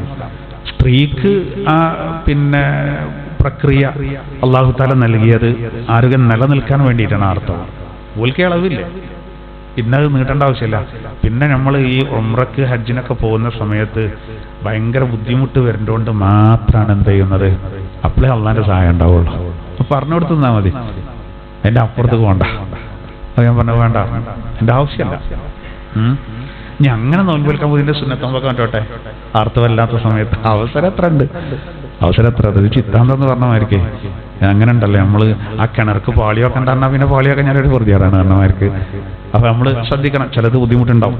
അപ്പോ എന്നതുപോലെ നമ്മൾ ഈ മസാല പറയുമ്പോൾ റിയാക്ഷൻ ഉണ്ടാകരുതെന്നാണ് ഞാൻ പറഞ്ഞത്. അതെ, ഞാൻ ഈ സംഭവം ഉദ്ധരിച്ച എന്തിനറിയോ, പോലെ ഈമാനം. അതുപോലെ ഒരു പെണ്ണ് വന്നല്ലോ നബിന്റെ അടുത്ത്, നബിയെ ഞാൻ വിവാഹിതയാണ്, പക്ഷേ ഞാൻ വ്യഭിചാരം ചെയ്തുപോയി, അതുകൊണ്ട് എന്റെ ശിക്ഷ നടപ്പിലാക്കണം എന്നാണ്. നബി തങ്ങൾ കേൾക്കാത്ത മരിക്കുന്നു. പോവുകയാണ്, ഞാൻ പോയിക്കോട്ടെ എത്തിയാണ്. അങ്ങനെയുണ്ടല്ലോ, ഇജ്ജ് വ്യഭിചാരം ചെയ്യല, പോയിക്കവളെ, അങ്ങനെ പറയാൻ പാടില്ല, അങ്ങനെ പറയാൻ പാടില്ല. എന്നാൽ ഒന്ന് ചില കാര്യങ്ങൾ അങ്ങനത്തെ പറയുമ്പോഴേ ഒഴിവായി കിട്ടുകയാണെങ്കിൽ അത് എറിഞ്ഞൊല്ലേണ്ട കേസാണത്, എറിഞ്ഞൊല്ലേണ്ട കേസാണ്. പക്ഷെ പെണ്ണിന്റെ ഈമാനോണ്ടേ സൈക്കിൾ എടുത്ത് കൂടാന്നില്ലേ, പിന്നെ അവിടെ തന്നെ ഒന്നും നബിയെ എൻ്റെ അടുത്ത് ഇങ്ങനെ പറ്റിപ്പോയി, വ്യഭിചാരം ചെയ്തു പോയി, അപ്പൊ അതിന് നല്ല ശിക്ഷയാണ്. നാളെ അതിന്റെ പേരിൽ കൊടുങ്ങരുത്, എന്റെ പേരിൽ ശിക്ഷ നടപ്പിലാക്കണം എന്നാണ്. അപ്പൊ നോക്കുമ്പോ പെണ്ണ് ഗർഭിണിയാ. അവസാനം പിന്നെ വീട്ടുകാരെ വിളിപ്പിച്ചു, പ്രസവം കഴിഞ്ഞിട്ട് കൊണ്ടുവരാൻ പറഞ്ഞു. പ്രസവം കഴിഞ്ഞ് ഇതുവരെ കാത്തുന്നു. അങ്ങനെ വന്നിട്ട് ഇസ്ലാമിന്റെ നിയമമല്ലേ എറിഞ്ഞു വന്നു. അങ്ങനെ നബി തങ്ങൾ മയ്യത്ത് നിസ്കാരത്തിന് നേതൃത്വം കൊടുത്തു. അത് ഉമർ റളിയല്ലാഹുവിന് പറ്റിയില്ല. ഉമർ റളിയല്ലാഹു നബിയെ വ്യഭിചാരം ചെയ്തൊരു പെണ്ണല്ലേ, നിങ്ങൾ നിസ്കരിക്കേണ്ടില്ലായിരുന്നു. അപ്പൊ നബി തങ്ങൾ രോഷാകുലനായി, ഉമറെ, മദീനയിലെ 70 കപടന്മാർക്കിടയിൽ ആ പെണ്ണിന്റെ തൗബ ഓഹരി വെക്കുകയാണെങ്കിൽ അതിന്റെ 70 പേരുടെ തൗബ പടച്ചോൻ സ്വീകരിക്കും. ഇവരുടെ തൗബ എന്ന് പറഞ്ഞാൽ എന്താ അതിന്റെ അർത്ഥം? ആ പെണ്ണ് ചെയ്ത തൗബന്റെ കട്ടുണ്ടല്ലോ ഇഖ്ലാസ്, അതിന് 70 ഭാഗാക്കിയാൽ അതിൽ 1 മതി. ഒരു കപടവിശ്വാസി, ഒരു മുനാഫിക്കിന്റെ നബികരണം അമ്മാതിരി കളിയാൽച്ചാണ് ഓന്റെ തൗബ സ്വീകരിക്കാനാണ്. പിന്നെ എന്താവും പറയാൻ ഞാൻ നിസ്കരിച്ചാലെന്നാണ്. അല്ലെങ്കിൽ തന്നെ നമ്മൾ ഒരു ശിക്ഷ നടപ്പിലാക്കുമ്പോൾ തൗബ ചെയ്താൽ മതി, എന്നാ പരലോകത്തെ ഇമ്മ കഴിച്ചിലാവും. ഇത് വേറെ സാക്ഷിന്ന് തെളിവ് കൊണ്ടുവന്ന് സ്ഥിരപ്പെടുത്തി അങ്ങനല്ല, ഇത് പെണ്ണാണ് പറയാണ് എൻ്റെ അടുത്ത് സംഭവിച്ചു പോകും. അവർക്കെന്താ? അതൊക്കെ ഈ ആയത്ത് തെളിയിക്കുന്ന ഒരു കാര്യമാണ്. അള്ളാഹ് പറയുന്നുണ്ടാ, നോക്കൂ, അള്ളാഹുവിനെ ഒരു കണ്ണും പ്രാപിക്കില്ല, എന്നാൽ സർവ കണ്ണുകളെയും അള്ളാഹു കാണും. എല്ലാം റബ്ബ് കാണും. റബ്ബിന്റെ ഇതിൽ പെടാത്തൊരു സംഗതിയില്ല. എല്ലാ നിഗൂഢതകളും അള്ളാഹു അറിയും. ഈ ഒരു ചിന്ത നമുക്ക് ഉണ്ടാകണം എന്നാണ്. അപ്പോഴാണ് മനുഷ്യനിൽ എന്തുണ്ടാകുക? വിശുദ്ധി ഉണ്ടാകാം. ആ ഒരു വിഷയത്തിൽ മാത്രമല്ല, എല്ലാ വിഷയത്തിലും വിശുദ്ധി വേണം.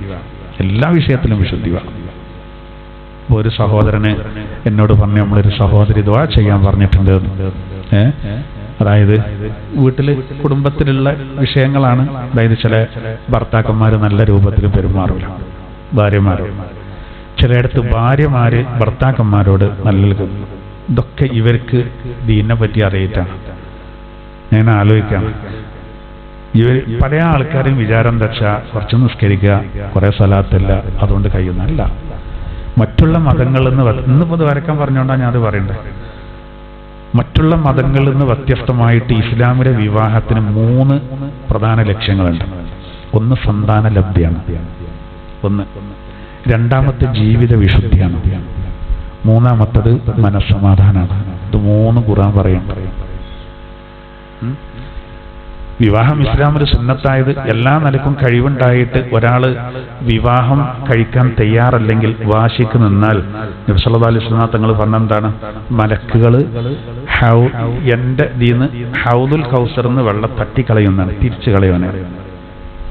അത്രയും ഇതാണ് വിവാഹത്തിന്. അത്രയും പ്രാധാന്യം ഇസ്ലാം വിവാഹത്തിന് കൊടുത്തു. ഇസ്ലാം ഒരു പ്രകൃതി മതമാണ്. അതിന്റെ ഉദ്ദേശം എന്താ? ലക്ഷ്യം ഒന്ന് സന്താന ലഭ്യം, നമുക്ക് കുട്ടികൾ ഉണ്ടാവുക എന്നുള്ളതാണ്. മക്കളെ പഠിച്ചം തരികയാണെന്നാണ് വിവാഹം കഴിക്കേണ്ടത്. രണ്ടാമത്തത്, ഇല്ലെങ്കിൽ മനുഷ്യന് എന്ത് ചെയ്യും? വിശപ്പും ദാഹവും അള്ളാഹു മനുഷ്യന് നൽകുന്നത് പോലെ വികാരങ്ങൾ നൽകുന്നുണ്ട്. ഒക്കെ അള്ളാഹു നൽകിയതാണ്. അപ്പൊ ഇവന് ജീവിതത്തിൽ വിശുദ്ധി ഉണ്ടാകണം. അതിനാണ് വൈവാഹിക ജീവിതം. മറ്റൊന്ന് മനസ്സമാധാനം. റൂം സൂറത്തിൽ കൃത്യമായിട്ട് പറയേണ്ടതിനെ പറ്റി.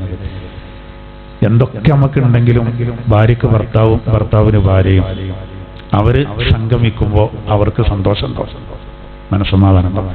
ഈ 3 കാര്യങ്ങളാണ് അതിന്റെ ലക്ഷ്യം. ഇവിടൊക്കെ ഈ വിഷയത്തിലൊക്കെ നമ്മുടെ എല്ലാ നീക്കുപോക്കുകളും നമ്മുടെ എല്ലാ പ്രവർത്തനങ്ങളും റബ്ബ് കാണുന്നുണ്ട് എന്നുള്ളൊരു ചിന്ത ഉണ്ടാവുമ്പോൾ റബ്ബിനോടുള്ള ഹക്ക് മാത്രമല്ലല്ലോ നമ്മളൊക്കെ ചിന്തിക്കേണ്ടാണ്, എല്ലാവരും ചിന്തിക്കേണ്ടാണ്. ഞാൻ പറയുന്നുണ്ട് അറിയങ്ങള്, നമ്മളെ വരവിനെ നമ്മളെ ഭാര്യമാര് കൊതിക്കണം. നമ്മൾ വീട്ടിൽ എത്തുന്നതിന് നമ്മക്ക് വീട്ടിക്ക് പോകാൻ വീട്ടിൽ എത്താൻ വല്ലാത്തൊരു സന്തോഷം വേണം. ഇങ്ങനൊരു സൃഷ്ടാണ് നമ്മളൊക്കെ വീട്ടിൽ വേണ്ടത്. അതിന് നമ്മൾ സ്വഭാവം നന്നാക്കി തന്നെ വേണം. അതിനിപ്പോ മോശമായോല് ഇത് കേൾക്കൂല പറയുമ്പോ അതുള്ള ഇതിൻ്റെ ഗൗരവം അറിയിട്ടാണ്. ചിലർ ഭാര്യമാരോട് ഒച്ചയും വിളി ഉണ്ടാക്കിയിട്ട് ചീത്ത പറഞ്ഞ 4 വർത്താനൊക്കെ പറഞ്ഞിട്ട് വീട്ടുകാരന് ചവിട്ടി കുളിക്കൊരു പോക്കുണ്ടാവും. വാതിലൊക്കെ ഉറക്കെ അടിച്ചിട്ട് ഒരു പോക്കുണ്ടാവും. ചിലപ്പോ പിന്നെ നമുക്ക് കിട്ടേണ്ട വാർത്ത എന്തേകാരം? ഓള് മരിച്ചു എന്നേകാരം. പിന്നെ ആ ഖേദം മാറൂല. അതേപോലെ ചിലപ്പോ നമ്മളെ ആണുങ്ങളെ വെറുപ്പിച്ച പോലെ യാത്ര ആക്കുകയാണെങ്കിൽ ചിലപ്പോൾ കിട്ടുന്ന ഇവരെന്തേകാരം? ആക്സിഡന്റിൽ മരിച്ചു എന്നോ കഴിഞ്ഞ് കൂടെ മരിച്ചു അങ്ങനെയൊക്കെ ആണെങ്കിലോ പിന്നെ വെള്ള തുണിയിൽ പോയി ഞാൻ വരില്ല. ഇതൊന്നും ചിന്തിക്കാൻ ആൾക്കാർക്ക് ഒരു കഴിവില്ല. എന്താ ചെയ്യാ? അല്ലെങ്കിൽ എങ്ങനെ? ഇതൊക്കെ പരസ്പരം ഒന്ന് ചിന്തിച്ചു നോക്കൂ. തമ്മിലുള്ള ഭാര്യ ഭർത്താക്കന്മാർ തമ്മിലുള്ള അല്ലെ, ഹുന്ന ലിബാസുല്ലക്കും വ അൻതും ലിബാസുല്ലഹും. ഖുർആന്റെ പ്രയോഗം നോക്കി നിങ്ങൾ ഭാര്യമാർക്ക് വസ്ത്രാട്ടോ, ഭാര്യമാർ ഇങ്ങൾക്കും വസ്ത്രാണ്. ആ പ്രയോഗം നോക്കി. വസ്ത്രം എന്നാണ് ഉപയോഗിച്ചത്. വസ്ത്രം ശരീരത്തോട് അത്രയും ഇഴകി ചേർന്ന് നിൽക്കുന്ന. അതുകൊണ്ടാണ് അല്ലാഹു തആല ആ രൂപത്തിൽ പ്രയോഗിച്ചത്. ഖുർആനെ എത്ര ഖണ്ഡിതമായിട്ടും വൃത്തിയായിട്ടും പറഞ്ഞിട്ടുണ്ടാവുള്ളൂ. വഅശിറൂഹുന്ന ബിൽ മഅറൂഫ് നമ്മളോട് കൽപ്പിച്ചു, നല്ല രൂപത്തിൽ വർത്തിക്കണം ട്ടോ അവരോട്. പെണ്ണുങ്ങളോട് പ്രത്യേക ഒരു കാര്യം ബോധ്യപ്പെടുത്തി, അദ്ദിജാലു ഖവ്വാമൂന അലൻ നിസാ, നിയന്ത്രണാധികാരം ആണുങ്ങളുടെ കയ്യിലാണ് ട്ടോ, കുറച്ചൊരു മേൽക്കോയ്മയാണ് ട്ടോ എന്ന് കരുതിയിട്ട് ആണുങ്ങൾ അവരെ അവകാശം തടയരുത്. അതുകൊണ്ടാണ് ആണിന് സൗജ് എന്ന് പറയും പോലെ പെണ്ണിനും സൗജ് എന്ന് പ്രയോഗിച്ചത് ഖുർആന്. ആ സ്ഥലത്ത് പോലും ഖുർആനിൽ സൗജത്ത് എന്ന് കാണൂല. അറബി ഭാഷയിൽ ഭാര്യയ്ക്ക് സൗജത്ത് എന്ന് പറയുന്നുണ്ടെങ്കിലും അത്താണ് ഒഴിവാക്കി അല്ലാഹു. ഖുർആനിൽ ഭാര്യനെ പറ്റി പറയുന്ന എല്ലാ ഭാഗങ്ങളിലും സൗജനെ അറിയണുള്ളൂ. അതെന്തിനാണ്? ഓരോ അവകാശങ്ങളെ നമ്മളൊന്നും അറിയാൻ പാടില്ല. ഭാര്യയാണെന്ന് കരുതിയാണ്ട് ജിന്റെ കീഴാണ് നിൽക്കണം, അങ്ങനെയൊന്നല്ല. എന്നാൽ അവരെ ഓരോ തമ്മിലുള്ള വിലകളൊക്കെ നൽകിയിട്ട് അതെന്തായിരുന്നാലും അങ്ങനെ ദുആ ചെയ്യാൻ വേണ്ടി പറഞ്ഞുകൊണ്ട് നമ്മളൊക്കെ എല്ലാവരും ശ്രദ്ധിക്കേണ്ട കാര്യമാണ്. എല്ലാവരും ശ്രദ്ധിക്കേണ്ട കാര്യമാണ്. അപ്പോഴാണ് നമ്മളെ ദീന് പൂർത്തിയാകാം. അതിനൊക്കെ നമുക്ക് ഭയങ്കര കൂലിയുണ്ട്, വലിയ പ്രതിഫലമുണ്ട്. ആളുകൾക്കത് അറിയാത്തതുകൊണ്ടാണ്. വലിയ പ്രതിഫലമുണ്ട്. ഒരിക്കൽ നബി സല്ലല്ലാഹു അലൈഹി വസല്ലം തങ്ങൾ സ്വഹാബിമാരോട് പറഞ്ഞു, നിങ്ങൾ പോയിട്ട് ജമാഅത്തൊക്കെ കഴിഞ്ഞിട്ടേ നിങ്ങൾ പോയിട്ട് ഭാര്യമാരുമായിട്ടൊക്കെ ചിരിച്ച് കളിയൊക്കെ വേണമെന്നു. അപ്പോ അത് കൂലിയുള്ള കാര്യമാണ്. അപ്പോൾ ഒരു സ്വഹാബി കൗതുകത്തോടു കൂടെ ചോദിച്ചു, ആ സ്വഹാബി തന്നെ നമ്മൾ ഒരു ആഖിറത്ത് തൊഴിലാളിയാണെന്ന് കരുതിണ്ടാവേ. ആ സ്വഹാബി ചോദിച്ചു, നബിയെ ഭാര്യമാരോട് ചിരിച്ച് കളിക്കണതിനൊക്കെ കൂലിയുണ്ടോ ചോദിച്ചു. അപ്പൊ നബി തങ്ങൾ തിരിച്ചു ചോദിച്ചത്, അന്യൊരു സ്ത്രീയുമായിട്ട് നിങ്ങൾ കളിച്ചാല് കുറ്റം ഉണ്ടാവുമോ ചോദിച്ചു. ഉണ്ടാവും എന്ന് പറഞ്ഞു. നിങ്ങളെ ഭാര്യമാരോടാണെങ്കിൽ നിങ്ങൾക്ക് കൂലിയുണ്ട്. അതാ ഞാൻ പറഞ്ഞത്, പ്രകൃതി അതാണ് ഇസ്ലാം എന്ന് പറയാൻ കാരണം അതാണ്. അപ്പൊ ഇതിൽ ഏത് വിഷയത്തിലും നമ്മൾ കുടുംബ ജീവിതമാകട്ടെ, സാമ്പത്തിക രംഗാട്ടെ, ഏത് മേഖലയാണെങ്കിലും അതിലൊക്കെ ഈ ആയത്ത് ഇങ്ങനെ ഓർത്താൽ മതി. സർവം അള്ളാന്റെ കണ്ണിൽ പെടുന്നുണ്ട് കേട്ടോ. എല്ലാം കാണുന്നുണ്ട്. വൽ ലത്തീഫാണ്, എല്ലാ നിഗൂഢതകളും അറിയും. എല്ലാ നിഗൂഢതകളും അറിയും. അങ്ങനെ അറിയുമ്പോൾ പിന്നെ അപ്പൊ നമുക്കൊരു പേടി ഉണ്ടാവും, പടച്ചോനെ എന്താ മറച്ചേക്കാൻ കഴിയില്ലല്ലോ. അത് ഈ ആയത്ത് നൽകുന്ന ഒരു സന്ദേശം. ഈ വേറൊന്നെന്താ അറിയോ? ഈ ആയത്ത് ഞാൻ നാളെ പറഞ്ഞിട്ടില്ല, ലത്തീഫിന്റെ മഹത്വം പറഞ്ഞിട്ട് ഞാൻ ആവർത്തിക്കുന്നില്ല. ഈ ആയത്തിന്റെ തഫ്സീറിലാണ് വരേണ്ടത്. പക്ഷെ ഈ ആയത്തിലാണ് ഇപ്പൊ നമ്മൾ ഇപ്പോഴാണ് ഇവിടെ എത്തുന്നത്. ഞാൻ മുമ്പ് പറഞ്ഞിട്ടുണ്ട്, ആ ലത്തീഫ് എന്നുള്ള അള്ളാഹുവിന്റെ നാമം ചെല്ലുന്നവർക്ക് പറഞ്ഞില്ലേ, അവിടെ ഓതേണ്ട ആയത്ത് ഇതാണ്. 129 വട്ടം. അതൊക്കെ എപ്പോ ഞങ്ങള് നിഗൂഢത ഇതിന്റെ തഫ്സീറിൽ കാണാം. നമുക്ക് ചിലപ്പോൾ പ്രത്യേകിച്ച് ശത്രുക്കൾ എന്ന് ഭയങ്കര ശല്യങ്ങൾ, ശത്രുക്കളെ നമ്മക്കെതിരെ ഭയങ്കര കെണികൾ ഒപ്പിക്കുക, അല്ലെങ്കിൽ സങ്കീർണമായ വിഷയങ്ങൾ നമ്മുടെ ജീവിതത്തിൽ വരിക, അതും കെട്ട് തെളിഞ്ഞിട്ടണില്ല, റെഡിയാണില്ല, അതിനും കെട്ട് കഴിച്ചിലാകണില്ല. അത്തരം ഘട്ടങ്ങളിൽ നമ്മൾ ഒരു റൗണ്ട് ചെയ്യേണ്ട ഒരു കാര്യമാണ് ഇത്. യാ ലത്തീഫ് 129 വട്ടം ചെല്ലാം. നിങ്ങൾ പറഞ്ഞതാണ്. ഒന്നും കൂടി ഈ ആയത്ത് വന്നപ്പോൾ സൂചിപ്പിക്കുകയാണ്. കിതാബിലൊക്കെ പറയുന്നതാണ്. 129 വട്ടം ചൊല്ലിക്കഴിഞ്ഞാൽ ഈ ആയത്ത് ഓതുക, ലാ തുദ്രികുൽ അബ്സാർ വഹുവ യുദ്രികുൽ അബ്സാർ വഹുവൽ ലത്തീഫുൽ ഖബീർ. പിന്നെയും 129 വട്ടം ചെല്ലുക, പിന്നെ ഈ ആയത്ത് ഓതുക. അങ്ങനെ 129 വട്ടം എന്ത് ചെയ്യാം, ആവർത്തിക്കാം. അപ്പൊ എത്ര വരും ഒന്ന് നോക്കി.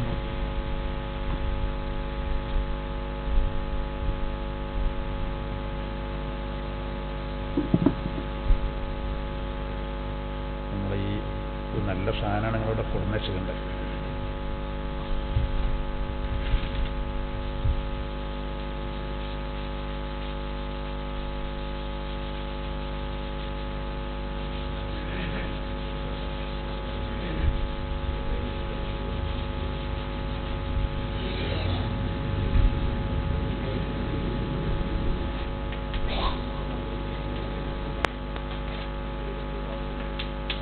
ലത്തീഫെന്നാണ് ചെല്ലേണ്ടത്. അപ്പോൾ 129 വട്ടം ചെല്ലുക.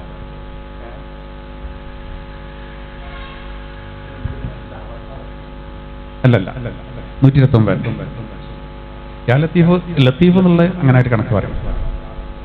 അല്ലല്ല ഇല്ല, നമ്മളെ ക്ലാസ്സിൽ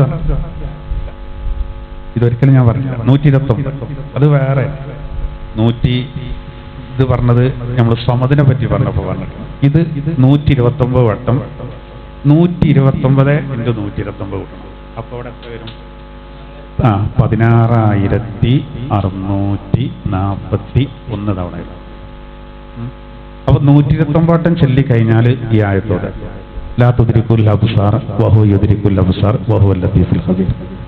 വീണ്ടും 229 വട്ടം. അങ്ങനെ അത് ഈ സംഖ്യാശാസ്ത്രം അനുസരിച്ച് നബി തങ്ങൾ പറഞ്ഞ ലത്തീഫിന്റെ സംഖ്യാശാസ്ത്രം അനുസരിച്ചുള്ള കണക്കാണ് ഈ 129.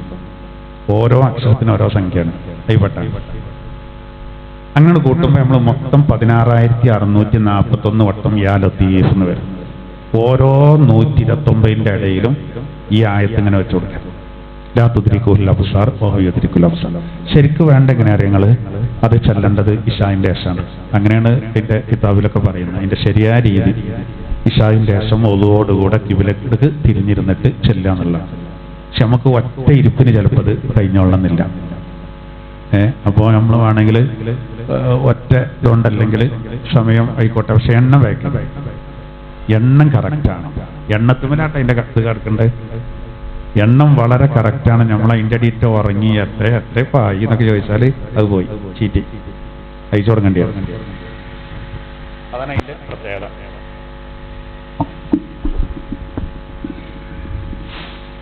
അപ്പൊ അത് ഈ സൂറത്തിന്റെ ഈ ആയത്തിന്റെ വിശദീകരണത്തിൽ മഹാരഥന്മാരായ ആളുകൾ പറയുന്നുണ്ട്. അതായത് അസ്മാഉൽ ഹുസ്നയുടെ ഒരു മഹത്വമാണ്.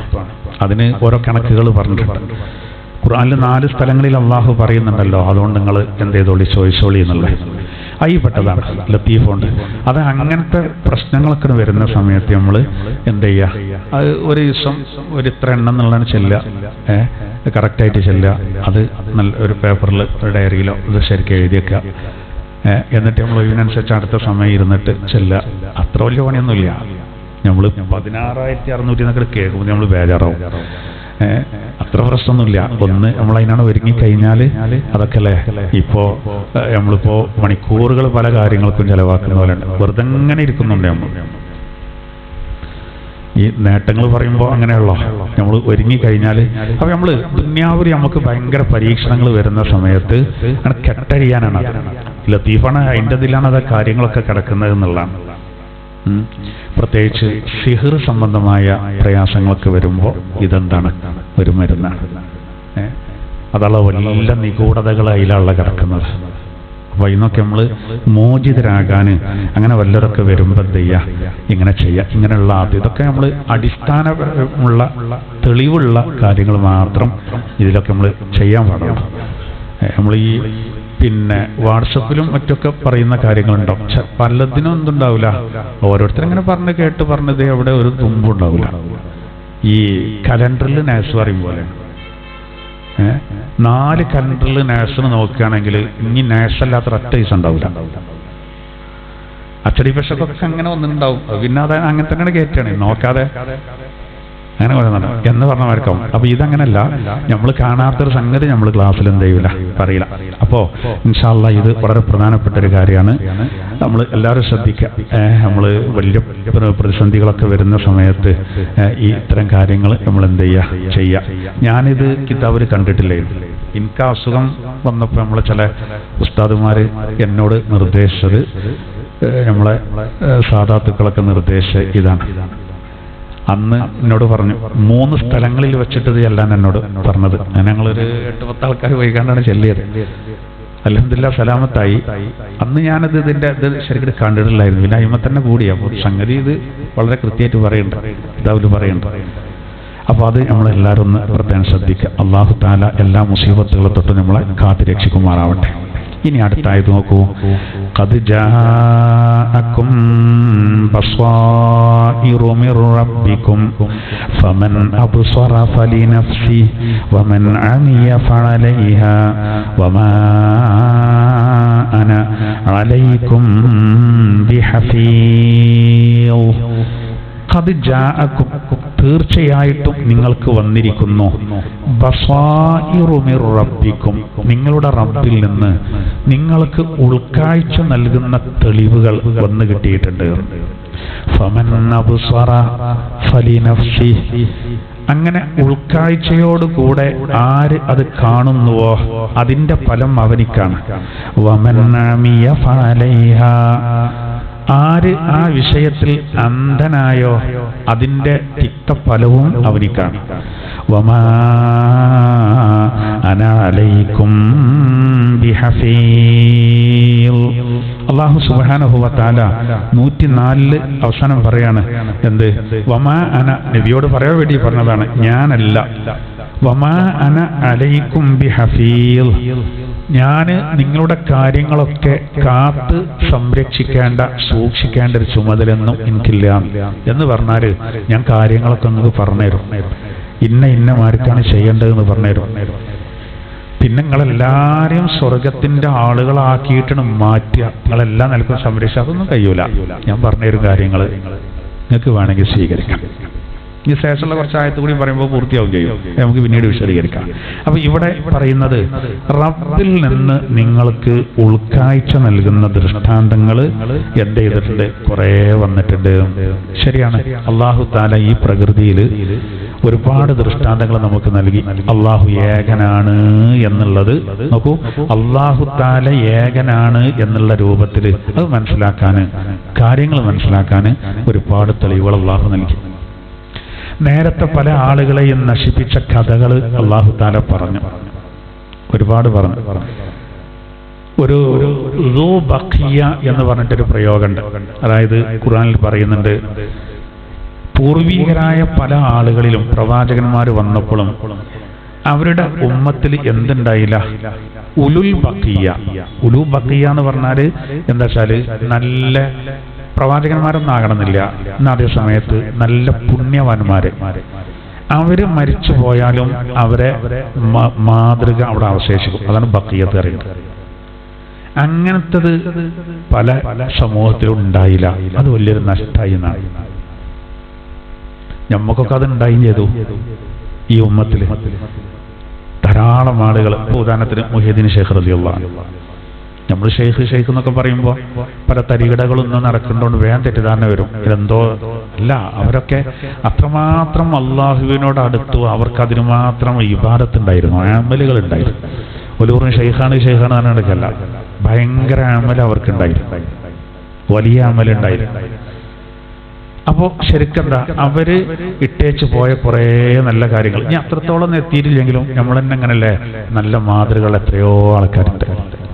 അവരെ കണ്ട് ഇസ്ലാമിൽ ഉറച്ചു നിന്നവരും നന്നായാലും എത്രയോ ആളുകളുണ്ടാവും, മാതൃകാപരമായി.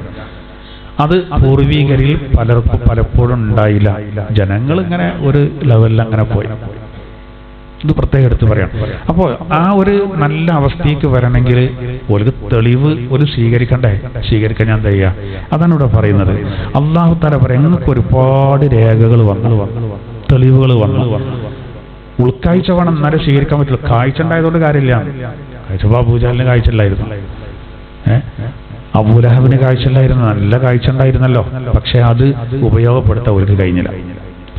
അത് വേണ്ടതുപോലെ ഉപയോഗപ്പെടുത്താൻ എന്ത് ചെയ്തില്ല, അവർക്ക് കഴിഞ്ഞില്ല. എന്നാൽ അതേ സമയത്ത് അബ്ദുല്ലാഹി ഇബ്നു മക്തൂം റളിയല്ലാഹു അൻഹു കാഴ്ച ഇല്ലായിരുന്നു, പക്ഷെ എന്തുണ്ടായി? ഉൾക്കാഴ്ച ഉണ്ടായി. യാക്കൂബ് നബി അലൈഹിസ്സലാത്തു വസ്സലാമിനും ഷുഐബ് നബി അലൈഹിസ്സലാത്തു വസ്സലാമിനും കാഴ്ച പറ്റ നഷ്ടപ്പെട്ട സന്ദർഭങ്ങളിലും ഓൽക്ക് ഉൾക്കാഴ്ച ഉണ്ടായിരുന്നു. അതാണ് ഇവിടെ പ്രത്യേകം പറയുന്നത്. അപ്പോൾ ഉൾക്കാഴ്ച ആർക്കുണ്ടോ അതിന്റെ ഫലം അവർക്കാണെന്ന് പറഞ്ഞാല്, ഉൾക്കാഴ്ച ഉള്ളവന് റബ്ബിന്റെ മാർഗത്തിൽ ഉറച്ചു നിൽക്കും. അതിനെ എന്ത് വന്നാലും അവനെന്ത് ചെയ്യില്ല, പിന്മാറൂല. ഉൾക്കാഴ്ച ഇല്ലെങ്കിൽ പിന്നെ ഞാൻ നേരത്തെ പറഞ്ഞ അതിന് ആദ്യം പറഞ്ഞത് വേണം, അള്ളെല്ലാം കാണുന്നുണ്ട്. ഇപ്പൊ മിഞ്ഞാന്ന് മധ്യപ്രദേശിൽ ഒരു ഹോസ്പിറ്റലിൽ നടന്ന സംഭവം കണ്ടില്ലേ? ചെറുപ്പക്കാരനെ ഹോസ്പിറ്റലിൽ അഡ്മിറ്റ് ചെയ്തു. ഡോക്ടർമാർ ഇവനെ ICUവിൽ പ്രവേശിപ്പിച്ചു. ഇവന്റെ ഭാര്യനോട് ഡോക്ടർമാർ പറഞ്ഞത് ആള് വളരെ സീരിയസ് ആണ്, കോമയിലാണെന്നാണ്. അങ്ങനെ ബില്ല് കൊടുത്തു. കുറച്ച് കഴിഞ്ഞപ്പോ 1 ലക്ഷത്തിന്റെ. അങ്ങനെ ഇത് അറിയുന്നുണ്ട്, ഇവനൊരു കുഴപ്പമില്ല. അവിടെ രസം, മധ്യപ്രദേശിൽ ഇപ്പം മിഞ്ഞാന്ന് നടന്നാണ്. അതിൽ ഇവന്റെ മേലെ ആകെ കുറെ വയറുകളൊക്കെ വെച്ചിട്ടുണ്ട്. ഇവെല്ലാം അറിയണ്ടല്ലോ, അവിടെ നടക്കേണ്ട സംഗതികളൊക്കെ വർത്തമാനങ്ങളൊക്കെ കേൾക്കണം, അവനൊരു കുഴപ്പമില്ലല്ലോ. പക്ഷെ ഡോക്ടർമാര് പുറത്തു വന്നാണ്ട് ഭാര്യനോട് പറഞ്ഞത് ആള് വളരെ സീരിയസ് ആണ്, ഒന്നിനും കഴിയില്ല. ഇവനെന്താ ചെയ്തെന്ന് വെച്ചാൽ മേത്ത് ഘടിപ്പിച്ച ഈ വയറടക്കം ഇറങ്ങി ഓടി. അവിടെ വലിയൊരു പൊട്ടത്തരം എന്താ വെച്ചാൽ ഡോക്ടർമാർ പത്രസമ്മേളനം നടത്തിയത് ആശുപത്രിയെ അപകീർത്തിപ്പെടുത്താൻ ആണ് അയാൾ ഓടിയത് എന്നാണ്. അപ്പോൾ ആദ്യം പറഞ്ഞു അയാൾ കോമയിലാണ്, അനങ്ങാൻ കഴിയില്ലാന്ന്. അയാൾ ഓടിയതോ എന്തൊക്കെ നമ്മൾ വാർത്തയൊക്കെ ഒരു ഡോക്ടർ വള്ളടിച്ച് കണ്ട് കാട്ടണില്ലേ? നമ്മളെ നാട്ടിൽ എവിടുക്കാൻ നമ്മളെ നാടെത്തേണ്ട ഇവൻ്റെ അടുത്തൊക്കെ നമ്മൾ ഓപ്പറേഷന് എന്നാലേ കോട്ടക്കൽ ഡോക്ടറെ ഞങ്ങൾ ആരെ നമ്മളിനി വിശ്വസിക്കല്ലേ? ആരെ നമ്മൾ വിശ്വസിക്കുക? നമ്മൾ ഈ ഡോക്ടർമാരോടൊക്കെ നമുക്ക് ഭയങ്കര ബഹുമാനമുള്ളൂ. അങ്ങനെ ബഹുമാനമാണ്. കാരണം എന്താ വെച്ചാൽ ഓല് എത്ര ആത്മാർത്ഥമായിട്ടും ഇതൊന്നും ചെയ്യേണ്ട കാര്യങ്ങളാണ് ഉത്തരവാദിത്വത്തോടു കൂടെ. പക്ഷെ ഇവരുടെ അടുത്തൊക്കെ നമ്മൾ എങ്ങനെ പോവുക?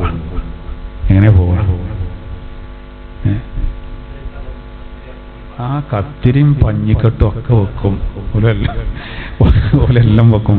അപ്പൊ അവിടെയൊക്കെയാണ് നീ നോക്കിക്കോളി നിങ്ങൾ. ഇപ്പൊ ആ ടീച്ചർ പറഞ്ഞല്ലോ 6 വയസ്സാവുമ്പോഴേക്ക് എന്ത് കൊടുക്കണം? ഈശ്വര ചിന്ത കൊടുത്തിട്ടില്ലെങ്കിൽ കുട്ടികൾ നന്നാവില്ല എന്നാണ്.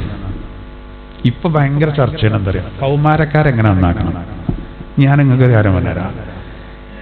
എൻ്റെ ഒരു സുഹൃത്തിൻ്റെ കുട്ടിൻ്റെ 2 കാലിങ്ങനെ പിണഞ്ഞു നീനു പ്രസവത്തിൽ തന്നെ.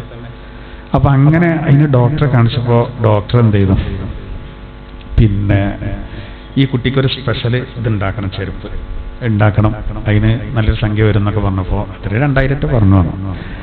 അപ്പൊ ഇയാള് പറഞ്ഞു അത്രേ എനിക്കിന് കഴിയൂല 2000 അപ്പോ ഡോക്ടർ ഇതില്ല ഞാൻ പറ്റൂല എന്നൊക്കെ പറഞ്ഞപ്പോ ഇയാൾ പറഞ്ഞ പോലെ ഡോക്ടറെ നിങ്ങളെ ഭാര്യയല്ലേ എന്നിട്ട് കുടുംബം തെളിയിച്ചു. മനസ്സിലായി? ഡോക്ടറോട് കുടുംബം അതില് ഡോക്ടർ പോലോ അങ്ങനെ ഉണ്ടല്ലേ എന്നൊക്കെ പറഞ്ഞിട്ട് പിന്നെ വെല്ലെങ്ങനെ ഉരുണ്ടെന്നു പോലോ ഒരു കാര്യം ചെയ്യും. 2 പിന്നെ ഹവായി ചെരുപ്പ് വാങ്ങി, ഈ കുട്ടിക്ക് പാകമുള്ള 2 ഹവായി ചെരുപ്പ് വാങ്ങാം. എന്നിട്ട് ഇടത്തെ കാലിന്റെ വലത്തെ കാലിനും വലത്തെ കാലിന്റെ ഇടത്തെ കാലിനും ഇട്ട് കൊടുത്താൽ മതിയാണെന്ന് പോലെ. ഇത് ശരിയാവുന്നതാണോ? അത്രേ ഉള്ളൂ. വളരെ സിമ്പിളാണ്. നിങ്ങൾക്ക് മനസ്സിലായോ? കുടുംബം തെളിയിച്ചുകൊണ്ട് അയാൾക്ക് 2000 റുപ്യ കിട്ടി, ഒരു 75 റുപ്യ.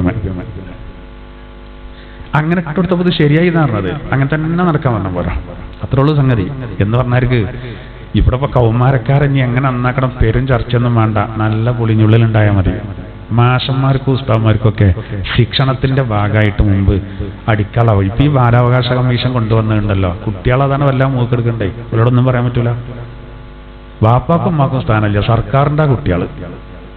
അതാണ് പ്രശ്നം. നമ്മളൊക്കെ ഇപ്പൊ സ്കൂൾ പഠിക്കേണ്ടത്. ഞങ്ങൾക്കൊരു മയമാരി മാഷന്റെ വേറെയുള്ള ടീച്ചർമാരെന്നെ പറയാം, മയമാരി മാഷ വിളിച്ചണോ ചോദിക്കും.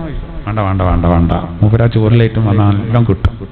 ഒരു വാപ്പിയും പരാതി അറിയാൻ പോവില്ല, ഓൽക്കും കിട്ടും ചിലപ്പോൾ. അങ്ങനത്തെ ഒരു കാലം ഉണ്ടായിരുന്നു. അപ്പൊ കുട്ടികൾ നന്നാവുന്ന നോക്കി.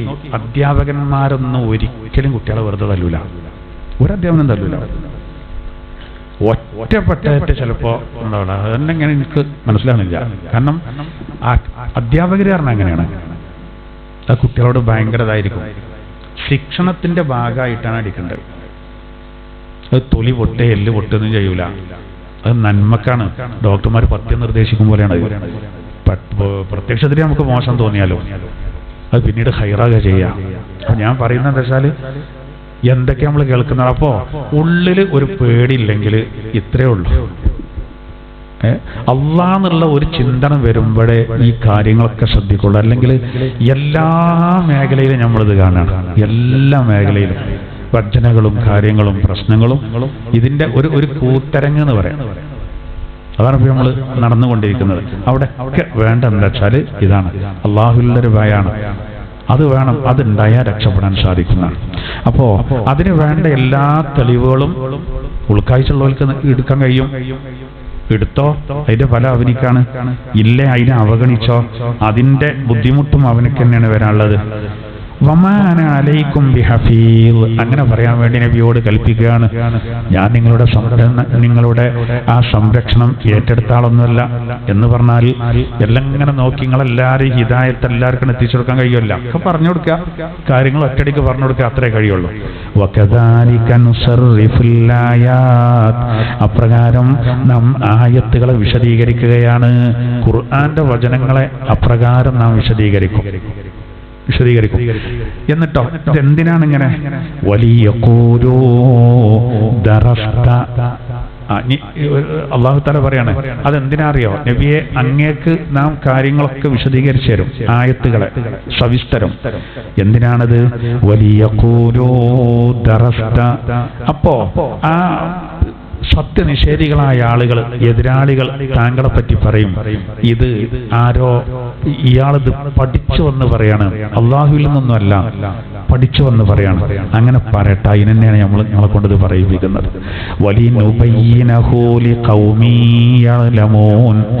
അറിവുള്ള ഒരു ജനതക്ക് ഞാനത് വിശദീകരിച്ചു കൊടുക്കാനും, അറിവുള്ള ഒരു കൂട്ടർക്ക് ഒരു കാര്യങ്ങൾ പഠിക്കുകയാണെങ്കിൽ ഓൽക്കത് ശരിക്ക് വ്യക്തമാവും. അല്ലാത്തവൻ പറയും ഇത് പഠിച്ചു വരികയാണ്, ദർസ് അറിയില്ലേ, എന്താ അറിയങ്ങള്, ഇത് അവിടെ മാത്രം അർത്ഥം വെച്ചാല് ഒരു പിടുത്തം കിട്ടൂല. ഇതിനെ സംബന്ധിച്ച് വിശദീകരണം കിടക്കുന്നത് നഹ്ൽ സൂറത്തിലാണ്. നഹ്ൽ സൂറത്തില് 103-ാം ആയത്തില് ഇതിന്റെ വിശദീകരണം പറയുന്നുണ്ട്. സൂറത്തുൽ നഹ്ൽ 103.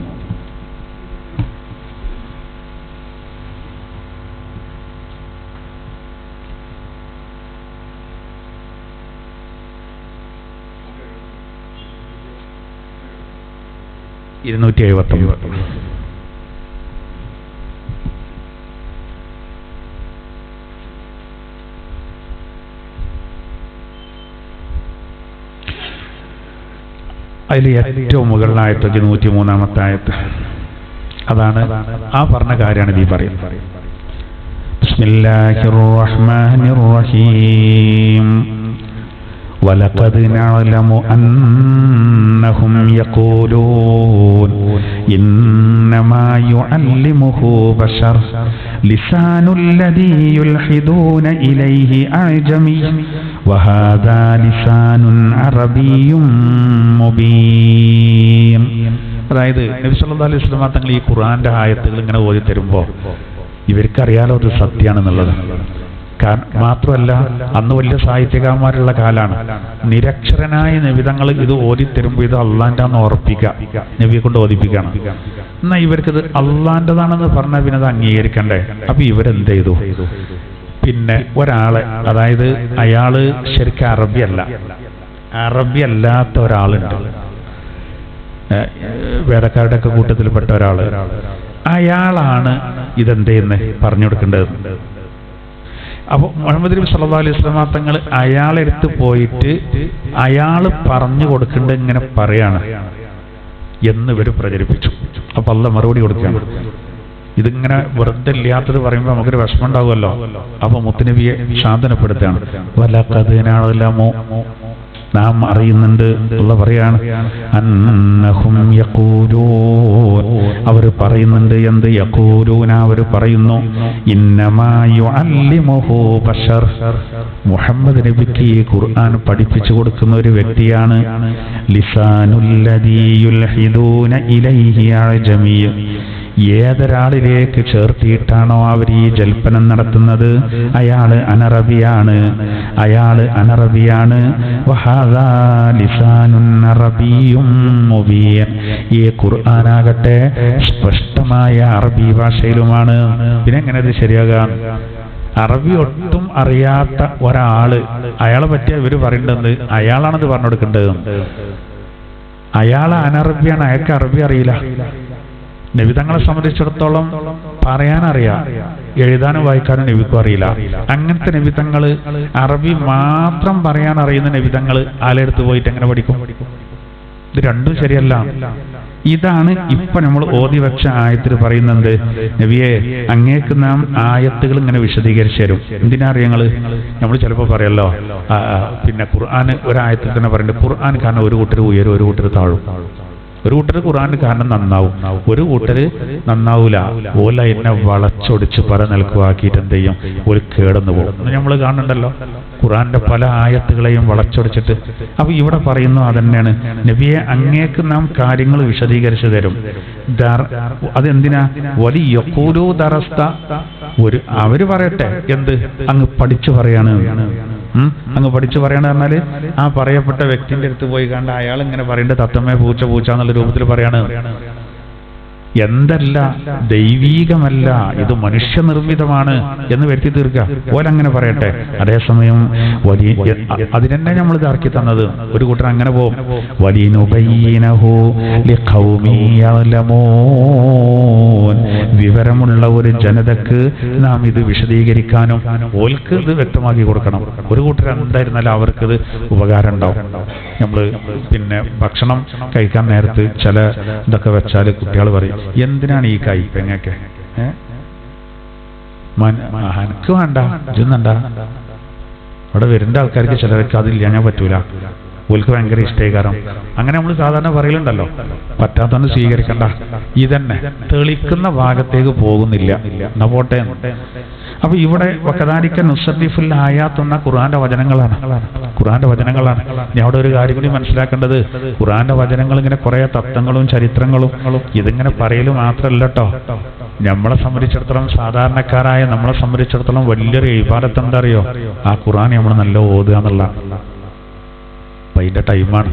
അതുകൊണ്ട് നമ്മൾ എല്ലാവരും ആ കാര്യങ്ങൾ ശ്രദ്ധിക്കുന്നുണ്ടാവും. എന്നാലും നല്ലോണം ശ്രദ്ധിക്കാം. ഞാൻ നേരത്തെ ദോഷം പൊറുക്കേണ്ട കാര്യം പറഞ്ഞ പോലെ നബി സല്ലല്ലാഹു അലൈഹി വസല്ലം തങ്ങൾ ഒരിക്കൽ പറഞ്ഞു, ഒരാള് ഒറ്റ ഇരിപ്പിന് 50 പ്രാവശ്യം ഖുൽ ഹുവല്ല സൂറത്ത് ഓതിയാല് 50 കൊല്ലത്തെ അവന്റെ ചെറുദോഷങ്ങൾ ഞാൻ പുറത്തെടുക്കും, അള്ളാഹു പുറത്തേരും. അതായത് നമ്മുടെ ജീവിതത്തിൽ ഇപ്പൊ ഒരു 10-70 കൊല്ലത്തിന്റെ ഇടയിൽ 50 കൊല്ലം എന്ന് പറഞ്ഞാല് വലിയ സംഭവമല്ലേ. നമ്മളാ കൗമാരൻ കഴിഞ്ഞിട്ട് ഒരു 15 കഴിഞ്ഞിട്ട് ബാക്കി 50 കൂട്ടിയാക്കി ജീവിതം മുഴുവൻ പറയാം. ആ 50 കൊല്ലത്തിന്റെ ഇടയിൽ വന്ന ചെറുദോഷങ്ങൾ പൊറുക്കപ്പെടാൻ 8 മിനിറ്റ് അല്ലെങ്കിൽ 6 മിനിറ്റ് മതി. 50 കൊല്ലമല്ലോ പറഞ്ഞാലോ എത്ര കാലം ടൈം എടുക്കും? 50 അൽബക്കറാണെങ്കിൽ കുറച്ച് ടൈം എടുക്കും. 50 കുൽഹുവല്ലോ എന്താ ടൈം? കുറഞ്ഞ ടൈം മതി. അതതിൻ്റെ മട്ടം പോലെ നമ്മൾ ഓതുകയാണെങ്കിൽ നമുക്ക് 50 പ്രാവശ്യം ഓതാൻ 10 മിനിറ്റ് വേണ്ട. എപ്പോഴേലും ഒരു ടൈം ഇട്ടാൽ രാത്രി കിടക്കുമ്പോഴൊക്കെ ആക്കിയാൽ വളരെ നന്നായി കിടക്കും. പിന്നെ 100 സുന്നത്തുണ്ട്, ഹദീസിൽ പറയുന്നുണ്ട്. മരണത്തിൻ്റെ ആ തൊട്ട് മുമ്പ് ഒരാൾക്ക് ഖുൽ ഹുവല്ല സൂറത്ത് കുറച്ച് ഓതാൻ കഴിഞ്ഞാൽ നല്ല മെച്ചേകാരം. രോഗം സന്ദർശിക്കാനൊക്കെ പോയ ഇങ്ങനത്തെ പോയിന്റൊക്കെ പറഞ്ഞു കൊടുക്കി. രോഗം സന്ദർശിക്കാൻ എന്നാൽ അയാളിങ്ങനെ പറയും ചിലപ്പോൾ നമ്മളോട്, വയ്യ, ആകെ വിഷമപ്പതൊന്നുമല്ല, ഇബാദത്തൊന്നും കാര്യമായിട്ട് ചെയ്തിട്ടില്ല, എനിക്കറിയില്ല, എന്നെ ഞാൻ എല്ലാ കളിയും കളിച്ചു. അപ്പോൾ പോയോൻ പറയാണ്, ഞാൻ അപ്പം അതന്നെ ഇങ്ങനെ ആലോചിച്ചിട്ടുണ്ട്. അങ്ങനെ പറയും. അപ്പൊ മറ്റേ ആൾക്ക് ഭയങ്കര ടെൻഷനാകെ ചെയ്യാം, അങ്ങനെ ടെൻഷനാകെ ചെയ്യാം. എന്നിട്ട് തലകൊണ്ട് ഒരു 25 ആട്ടിലൊക്കെ ആട്ടിയാലേ മറ്റേ ആൾക്ക് അപ്പം തന്നെ ഉണ്ടാവും, അടുത്ത വേദന വരും. അതൊരിക്കലും പറയരുത്. നല്ല ചിന്ത ഉണ്ടാക്കണം. അതിനാണ് രോഗസന്ദർശനം പുണ്യായത്. അപ്പൊ നമ്മൾ പറയണത്, അതൊന്നും ചിന്തിക്കണ്ട, അള്ളാഹു കാരുണ്യവാനാണ്. അന്നടങ്ങാറാക്കിയിട്ട് പഠിച്ചനം തീട്ടാനാടോ അറ്റച്ച് പറയണ്ട, ഒന്നുമില്ല. നല്ല ഇതൊക്കെ ഇങ്ങനെ ചെല്ലിക്കോ, ദിക്റൊക്കെ ചെല്ലിക്കോ, ഖുൽ ഹുവല്ല കുറച്ച് ചോദിക്കോ. അപ്പൊ നമ്മൾ ആ സന്ദർശനം ഓൽക്കൊരു കാര്യമാവും. എപ്പോഴും ഗുരുതരമായ രോഗം ബാധിച്ച ആളുകളുടെ അരികെത്തുമ്പോൾ ഒരു വിഷമം പറയുമ്പോൾ നമ്മൾ എന്ത് ചെയ്യണം? അങ്ങനെ പറഞ്ഞു കൊടുക്കണം, പോസിറ്റീവായിട്ട് പറയണം. ഒരു ചിലപ്പോൾ നല്ല കളി കളിച്ചിക്കും, അതുകൊണ്ടാണത്. പക്ഷെ എന്നാലും ഇതൊക്കെ ഇപ്പൊ റബ്ബ് ഇത് പൊറുക്കാൻ മാത്രമുള്ളല്ലോ. ഒരാളെ മനസ്സിക്കല്ല അള്ളാന്റെ നോട്ടം. ഹക്കടപാടെ ബേജാറാകാനുള്ളൂ. നമ്മൾ തമ്മിലുള്ള ഹക്കുകളാണ് പഠിച്ചനെ. നാവോണ്ടുള്ള വലിയ പ്രശ്നം എങ്ങനെ ഇതൊക്കെ പറഞ്ഞു തീർക്കുക? പൈസ കൊടുക്കാനുള്ളൊക്കെ ചിലപ്പോൾ കൊടുക്കും. അത് കിട്ടാനുള്ളവരൊക്കെ ചിലപ്പോൾ മക്കളോടൊക്കെ ചോദിക്കും, എനിക്ക് 2000 ഉണ്ടതിന് ബുദ്ധിമുട്ടില്ലെങ്കിൽ മതിയിട്ടോ എന്നൊക്കെ പറയും. പക്ഷെ ഈ വാക്കുകൊണ്ടുള്ള ആൾക്കാർ മനസ്സിൽ വെക്കും. കുറെ ആൾക്കാരൊക്കെ പുറത്തു കൊടുക്കും. മയ്യത്ത് മുന്നിൽ വെച്ച് പറയുമ്പോൾ എല്ലാവർക്കും മരിച്ചേൻ്റെ എന്തിയാണ്ട് ഉസ്താദ് കുറേ നിലവിളിച്ചും പറഞ്ഞുകാണ്ട് അത് കേട്ടുകാണ്ട് ചിലർ മനസ്സിൽ കരുതും, മോലേരെ നിങ്ങൾക്ക് വേണമെങ്കിൽ പുറത്തോളി, ഞാൻ പുറക്കൂല, കാരണം ഇന്നെ അങ്ങനെ പറഞ്ഞിരിക്കണോ, അവിടെ കിടക്കട്ടെ അറിയും. അതിനൊന്നും നമ്മളെ ഇടവരുത്തണ്ട. ബാക്കിയുള്ള റബ്ബിനോട് ബന്ധപ്പെട്ടുണ്ടല്ലോ, അതിന് പല വഴിയുണ്ട്. അപ്പൊ ഞാൻ അതിന്റെ അടിയിൽ സൂചിപ്പിച്ചെന്തറിയോ, റമളാനാണല്ലോ. അപ്പൊ നമ്മള് എല്ലാവരും ചെയ്യുന്നതാണ് കുറച്ചൊന്നാണ് കനം കൂട്ടുക റമളാനില്. ഒഴിവിനനുസരിച്ചൊക്കെ ഇങ്ങനെ ദിക്റുകളും സലാത്തുകളും കാര്യങ്ങളൊക്കെ ചെല്ലുമ്പോൾ പ്രധാനപ്പെട്ട സൂറത്തുകൾ കാര്യങ്ങൾ അതിൽപ്പെട്ടതാണ് ഖുൽ ഹുവല്ലാഹ്. നമുക്ക് ലൈലത്തുൽ ഖദ്റൊക്കെ വരുമ്പോൾ പ്രത്യേകം ഹദീസിലൊക്കെ വന്ന കുറേ കാര്യങ്ങൾ ആയത്തുകൾ സൂറത്തുകളെന്ന് പ്രത്യേകം പരിഗണിക്കേണ്ടത്. അതത് സമയത്ത് നമുക്ക് എന്ത് ചെയ്യാം പറയാം. എന്തായിരുന്നാലും നമ്മൾ അള്ളാഹുവിൽ നല്ല വരുമാനം കിട്ടാൻ ആവശ്യമായ കാര്യങ്ങളൊക്കെ നമ്മൾ ചെയ്യാം. നബി തങ്ങൾ പറഞ്ഞ ഇങ്ങനെ ചിന്തിച്ചാൽ മതി. ഇപ്പൊ ഈമാന് പറഞ്ഞല്ലോ, നമ്മൾ ഈ ഉൾക്കാഴ്ചയും കാര്യങ്ങളൊക്കെ പറഞ്ഞല്ലോ. ഈമാനുള്ള ഒരാളുടെ ഈമാന് പുറത്തേക്ക് അതിന്റെ പ്രഭ കാണാനുള്ള ഏക പോംവഴി എന്താ? ഖുർആൻ ഓതാന്നുള്ളതാണ്. നബി തങ്ങൾ അതിന് ഉദാഹരണം പറഞ്ഞത്, നിങ്ങൾ ഓറഞ്ച് പോലെയാകണം, നിങ്ങൾ ഒരിക്കലും കാരക്ക പോലെയാകരുത്. രണ്ട് ഉപമ പറഞ്ഞിട്ടുണ്ട്. ഓറഞ്ച് നല്ല മണാണ്, നല്ല മധുരമാണ്. ഇതുപോലെയാണ് മധുരം ഈമാനിലേക്ക് അറിയിക്കുകയാണ്. ആ വാസന അത് ഖുർആൻ ഓതിലേക്കും. എന്നാൽ ഒരാൾ ഈമാനൊക്കെ ഉണ്ട്, പക്ഷെ ഖുർആൻ ഓതാൻ നേരം കിട്ടലില്ല. ഓനെ പറ്റി നബി തങ്ങൾ പറഞ്ഞത് കാരക്ക പോലെയാണ്. കാരക്കക്ക് മധുരമുണ്ട്, വാസനല്ല. കാരക്ക മൂക്കിനോട് ചേർത്തി വെച്ചവിടെ കാരക്കുണ്ടെന്നൊന്നും അറിയില്ല. ഓറഞ്ച് അങ്ങനല്ല. ഓറഞ്ചിന് നല്ല സുഖമുള്ളൊരു മണാണ്. വല്ലാതെ നമുക്ക് ചിന്തിക്കേണ്ട, തൊള്ളിയിൽ വെള്ളം വരും. മാത്രം രാവിലെ ചായ അടിക്കാതെ പോകുന്നതാണ്, അതിന്റെ സ്വഭാവം അതാണ്. മാത്രമല്ല ഇന്നിപ്പോ ഒരു ചായ കിട്ടൂലെന്ന് കൂടിയും തോന്നുമ്പോൾ നമുക്ക് കൂടുതൽ ദാഹമായി കറിഞ്ഞു. ഞാൻ തന്നെ ഇപ്പൊ ഇടയ്ക്കിടയ്ക്ക് ഇങ്ങോട്ട് നോക്കുകയാണ്. നമ്മളാ മറ്റേ തന്നെ അത് ഞാൻ ശരിയായി കിട്ടുമ്പോൾ തന്നെ നോമ്പ് കയ്യും ചേച്ചും, നോമ്പ് കയ്യും ചെയ്യും. അപ്പൊ അങ്ങനെയുള്ളൂ. എന്തായാലും നമുക്ക് പഠിച്ചവന് ഒരു ഊർജ്ജം തരാം കേട്ടോ. അപ്പൊ രാവിലെ ഒരു ക്ലാസ്, സാധാരണ നമ്മള് സുബൈക്ക് തണുത്ത അന്തരീക്ഷമാണെങ്കിൽ പോലും എനിക്ക് വെള്ളം വേണം ക്ലാസ് എടുക്കുമ്പോൾ. അപ്പൊ സുബൈ ക്ലാസ് കഴിഞ്ഞു, അത് കഴിഞ്ഞു, ഞാൻ അടുത്ത ക്ലാസ് കൊണ്ടുപോട്ടിയാണ് അത് ചെയ്യും. അങ്ങനെ എന്നാലും പ്രശ്നമൊന്നുമില്ല. നോമ്പല്ലാത്തത് നമുക്ക് ചിന്തിക്കാൻ പോലും കഴിയണില്ല.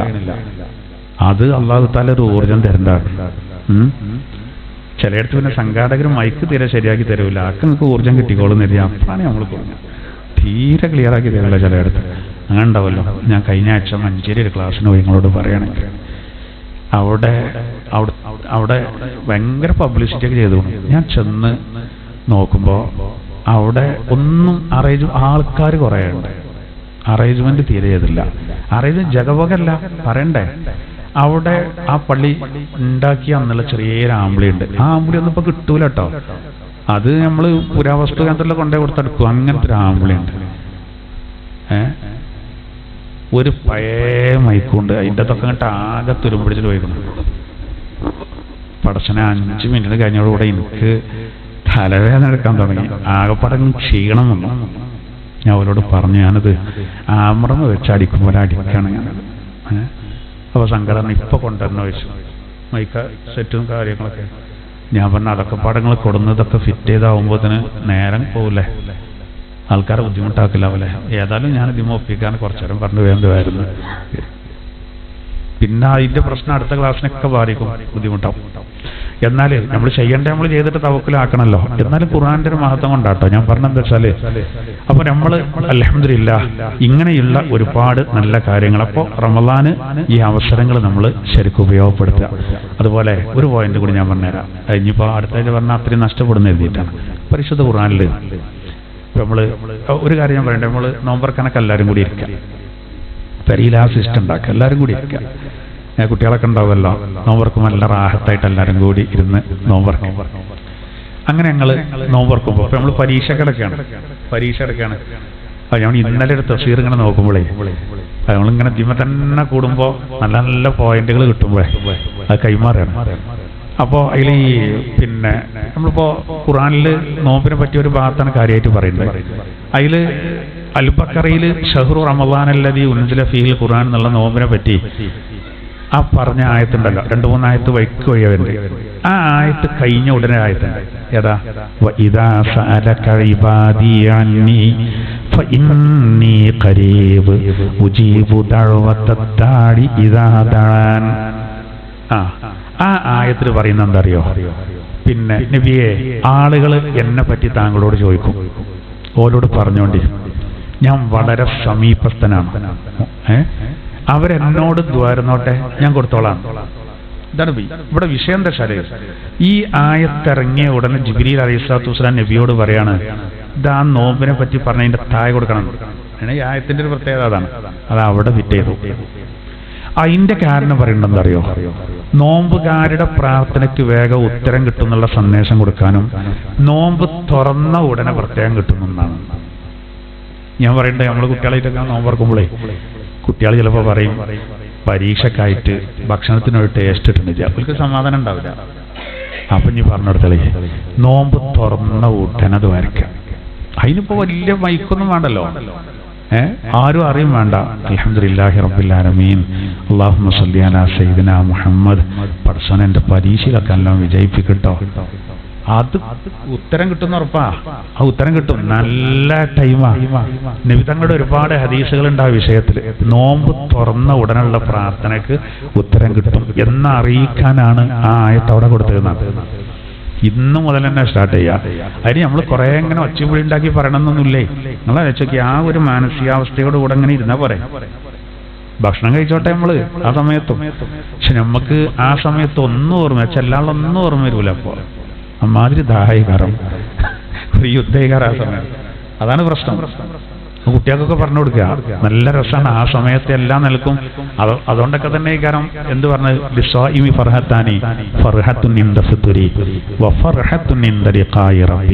നോമ്പുകാർക്ക് രണ്ട് സന്തോഷമാണ്.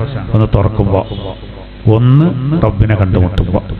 നോമ്പിന്റെ പേരിൽ അള്ളാഹ് വലിയ പരിഗണന നൽകും നാളെ പരലോകത്ത് വെച്ച്. കാരണം എന്താ പറയുക, ദുന്യാവിന്റെ ആകത്തുക മഹാന്മാര് പറയുന്നത് മൂന്നെണ്ണമാണ്. ദുന്യാവിന്റെ ആകത്തുക ഒന്ന് ഭോഗം, ഒന്ന് ഭക്ഷണം കഴിക്കുക, മൂന്നാമത്തത് വെള്ളം കുടിക്കുക. ഈ മൂന്നിനും നോമ്പിന് കടിഞ്ഞാണിട്ടു. അവിടെ അല്ലേ ഭാര്യ ഭർത്താക്കന്മാർ പരസ്പരം ബന്ധപ്പെടുന്നത് ഭക്ഷണം കഴിക്കുന്നത്, വെള്ളം കുടിക്കുന്നത്. അയിമലാണ് ദുന്യാവിന്റെ ആകത്ത്. അതിനാണ് മനുഷ്യന്റെ ജീവിതം. അതിനാണ് തടയിട്ടത്. സുബഹി മുതൽ പ്രഭാതം മുതൽ പ്രദോഷം വരെ, സുബഹി മുതൽ മഗ്രിബ് വരെ. അള്ളാഹു തന്നെ ഖുദ്സിയ ഹദീസിൽ പറയുന്നുണ്ട്, ഓൻ അതൊക്കെ ഒഴിവാക്കിയത്. ഇന്ന് ഞാൻ പറഞ്ഞിട്ടാണ്, സാധനം കിട്ടിയിട്ടല്ല, ഞാൻ പറഞ്ഞിട്ടാണ്. അതുകൊണ്ട് ഞാൻ ഓന് കൂലി കൊടുക്കുന്ന ആൾ. അതാണ് റബ്ബിനെ കണ്ടുമുട്ടുമ്പോൾ ഭയങ്കര പെരുത്ത സന്തോഷം. തുറക്കുമ്പോഴുള്ള സന്തോഷം എന്താ? ഒരു നോമ്പ് പൂർത്തിയായി. ഖുർആൻ വ്യാഖ്യാതാക്കൾ പറയാണ്, ഒരു നോമ്പ് പൂർത്തിയായി എന്ന് മാത്രമല്ല, അപ്പൊ ചോദിച്ചാൽ ഉത്തരം കിട്ടുമല്ലോ. ഇൻഷാ അല്ലാഹ് ഇന്നു മുതൽ തന്നെ അത്തരം കാര്യങ്ങളൊക്കെ നമുക്ക് ശ്രദ്ധിക്കാം. അല്ലാഹു സുബ്ഹാനഹു വ തആല നമ്മുടെ എല്ലാ അമലുകളും അല്ലാഹു തആല സ്വീകരിക്കുമാറാവട്ടെ. അർത്ഥം വെക്കണം. ബിസ്മില്ലാഹിർ റഹ്മാനിർ റഹീം. ദാലികുമുല്ലാഹു റബ്ബുക്കും. അല്ലാഹുവാണ് നിങ്ങളുടെ റബ്ബായ നാഥനായ അല്ലാഹുവാണവൻ. ലാ ഇലാഹ ഇല്ലാഹു, അവനല്ലാതെ വേറെ ഇലാഹില്ല. ഖാലിഖു കുല്ലി ശൈ, അവൻ സർവ വസ്തുക്കളുടെയും സൃഷ്ടാവാണ്. ഫഅബ്ദൂ, അവന് മാത്രം ആരാധിക്കണം. വഹുവ അലാ കുല്ലി ശൈഇൻ വകീൽ, അവൻ സർവകാര്യങ്ങളെയും ഏറ്റെടുത്ത് നിർവഹിക്കുന്നവനാണ്. ലാ തുദ്രികുഹുൽ അബ്സാർ, ഒരു കണ്ണുകളും അവനെ പ്രാപിക്കുകയില്ല, കാണുകയില്ല. വഹുവ യുദ്രികുൽ അബ്സാർ, സർവ കണ്ണുകളെയും അവൻ പ്രാപിക്കുന്നു, കാണുന്നു. വഹുവൽ ലത്തീഫുൽ ഖബീർ, അതീവ രഹസ്യങ്ങൾ അറിയുന്നവനാണ് അവൻ, അതുപോലെ സൂക്ഷ്മജ്ഞാനിയുമാകുന്നു അവൻ. ഖദ് ജാഅകും ബസായിറു മിർ റബ്ബികും, തീർച്ചയായിട്ടും നിങ്ങളുടെ റബ്ബിൽ നിന്ന് നിങ്ങൾക്ക് ഉൾക്കാഴ്ചയുള്ള തെളിവുകൾ വന്നിരിക്കുന്നു. ഫമൻ അബ്സറ ഫലിനഫ്സി, ഉൾക്കാഴ്ചയോടുകൂടെ ആരത് കണ്ടുവോ സ്വീകരിച്ചുവോ അതിന്റെ ഫലം അവനിക്ക് തന്നെയാണ്. വമൻ അമിയ ഫഅലൈഹാ, അത് കാണാത്തവൻ, അന്ധത നടിച്ചവൻ, അതിന്റെ ഫലവും അവനിക്ക് തന്നെയാണ്. വമാ അന അലൈക്കും ബിഹഫീർ, ഞാൻ നിങ്ങളുടെ മേലിൽ കാത്തു സൂക്ഷിക്കേണ്ട ചുമതലയുള്ള ആളല്ല. വകദാലിക നുസർറിഫുൽ ആയാത്, അപ്രകാരം തെളിവുകളെ, ദൃഷ്ടാന്തങ്ങളെ, വചനങ്ങളെ നാം വിശദീകരിച്ചു തരുന്നു. വലിയഖൂലൂ ദറസ്ത, അങ്ങ് പഠിച്ചു എന്ന് പറയുന്നു എന്നവർ പറയും. അതിനുവേണ്ടി തന്നെയാണ് വലിനുബയ്യിനഹു ലിഖൗമി യഅലമൂൻ, അറിവുള്ള ഒരു വിഭാഗത്തിന് നാം അതിനെ വിശദീകരിക്കാനും അവർക്ക് വ്യക്തമാക്കി കൊടുക്കാനും താങ്കൾ പഠിച്ചു വന്നു എന്ന് ചിലർ പറയാനും അതിനൊക്കെ തന്നെയാണ് ഈ ആയത്തുകൾ നാം താങ്കൾക്ക് വിശദീകരിച്ചു തരുന്നത്. അഊദു ബില്ലാഹി മിനശ് ശൈത്വാനിർ റജീം. ബിസ്മില്ലാഹിർ റഹ്മാനിർ റഹീം. ദാലികുമുല്ലാഹു റബ്ബുകും ലാ ഇലാഹ ഇല്ലാഹു ഖാലിഖു കുല്ലി ശൈഇൻ ഫഅബ്ദൂഹു വഹുവ അലാ കുല്ലി ശൈഇൻ വകീൽ. ലാ തുദ്രികുഹുൽ അബ്സാർ വഹുവ യുദ്രികുൽ അബ്സാർ വഹുവൽ ലത്തീഫുൽ ഖബീർ. قد جاءكم بصائر من ربكم فمن أبصر فلنفسه ومن عمي فعليها وما أنا عليكم بحفيظ. وكذلك نصرف الآيات وليقولوا درست ولنبينه لقوم يعلمون. صدق الله العلي العظيم.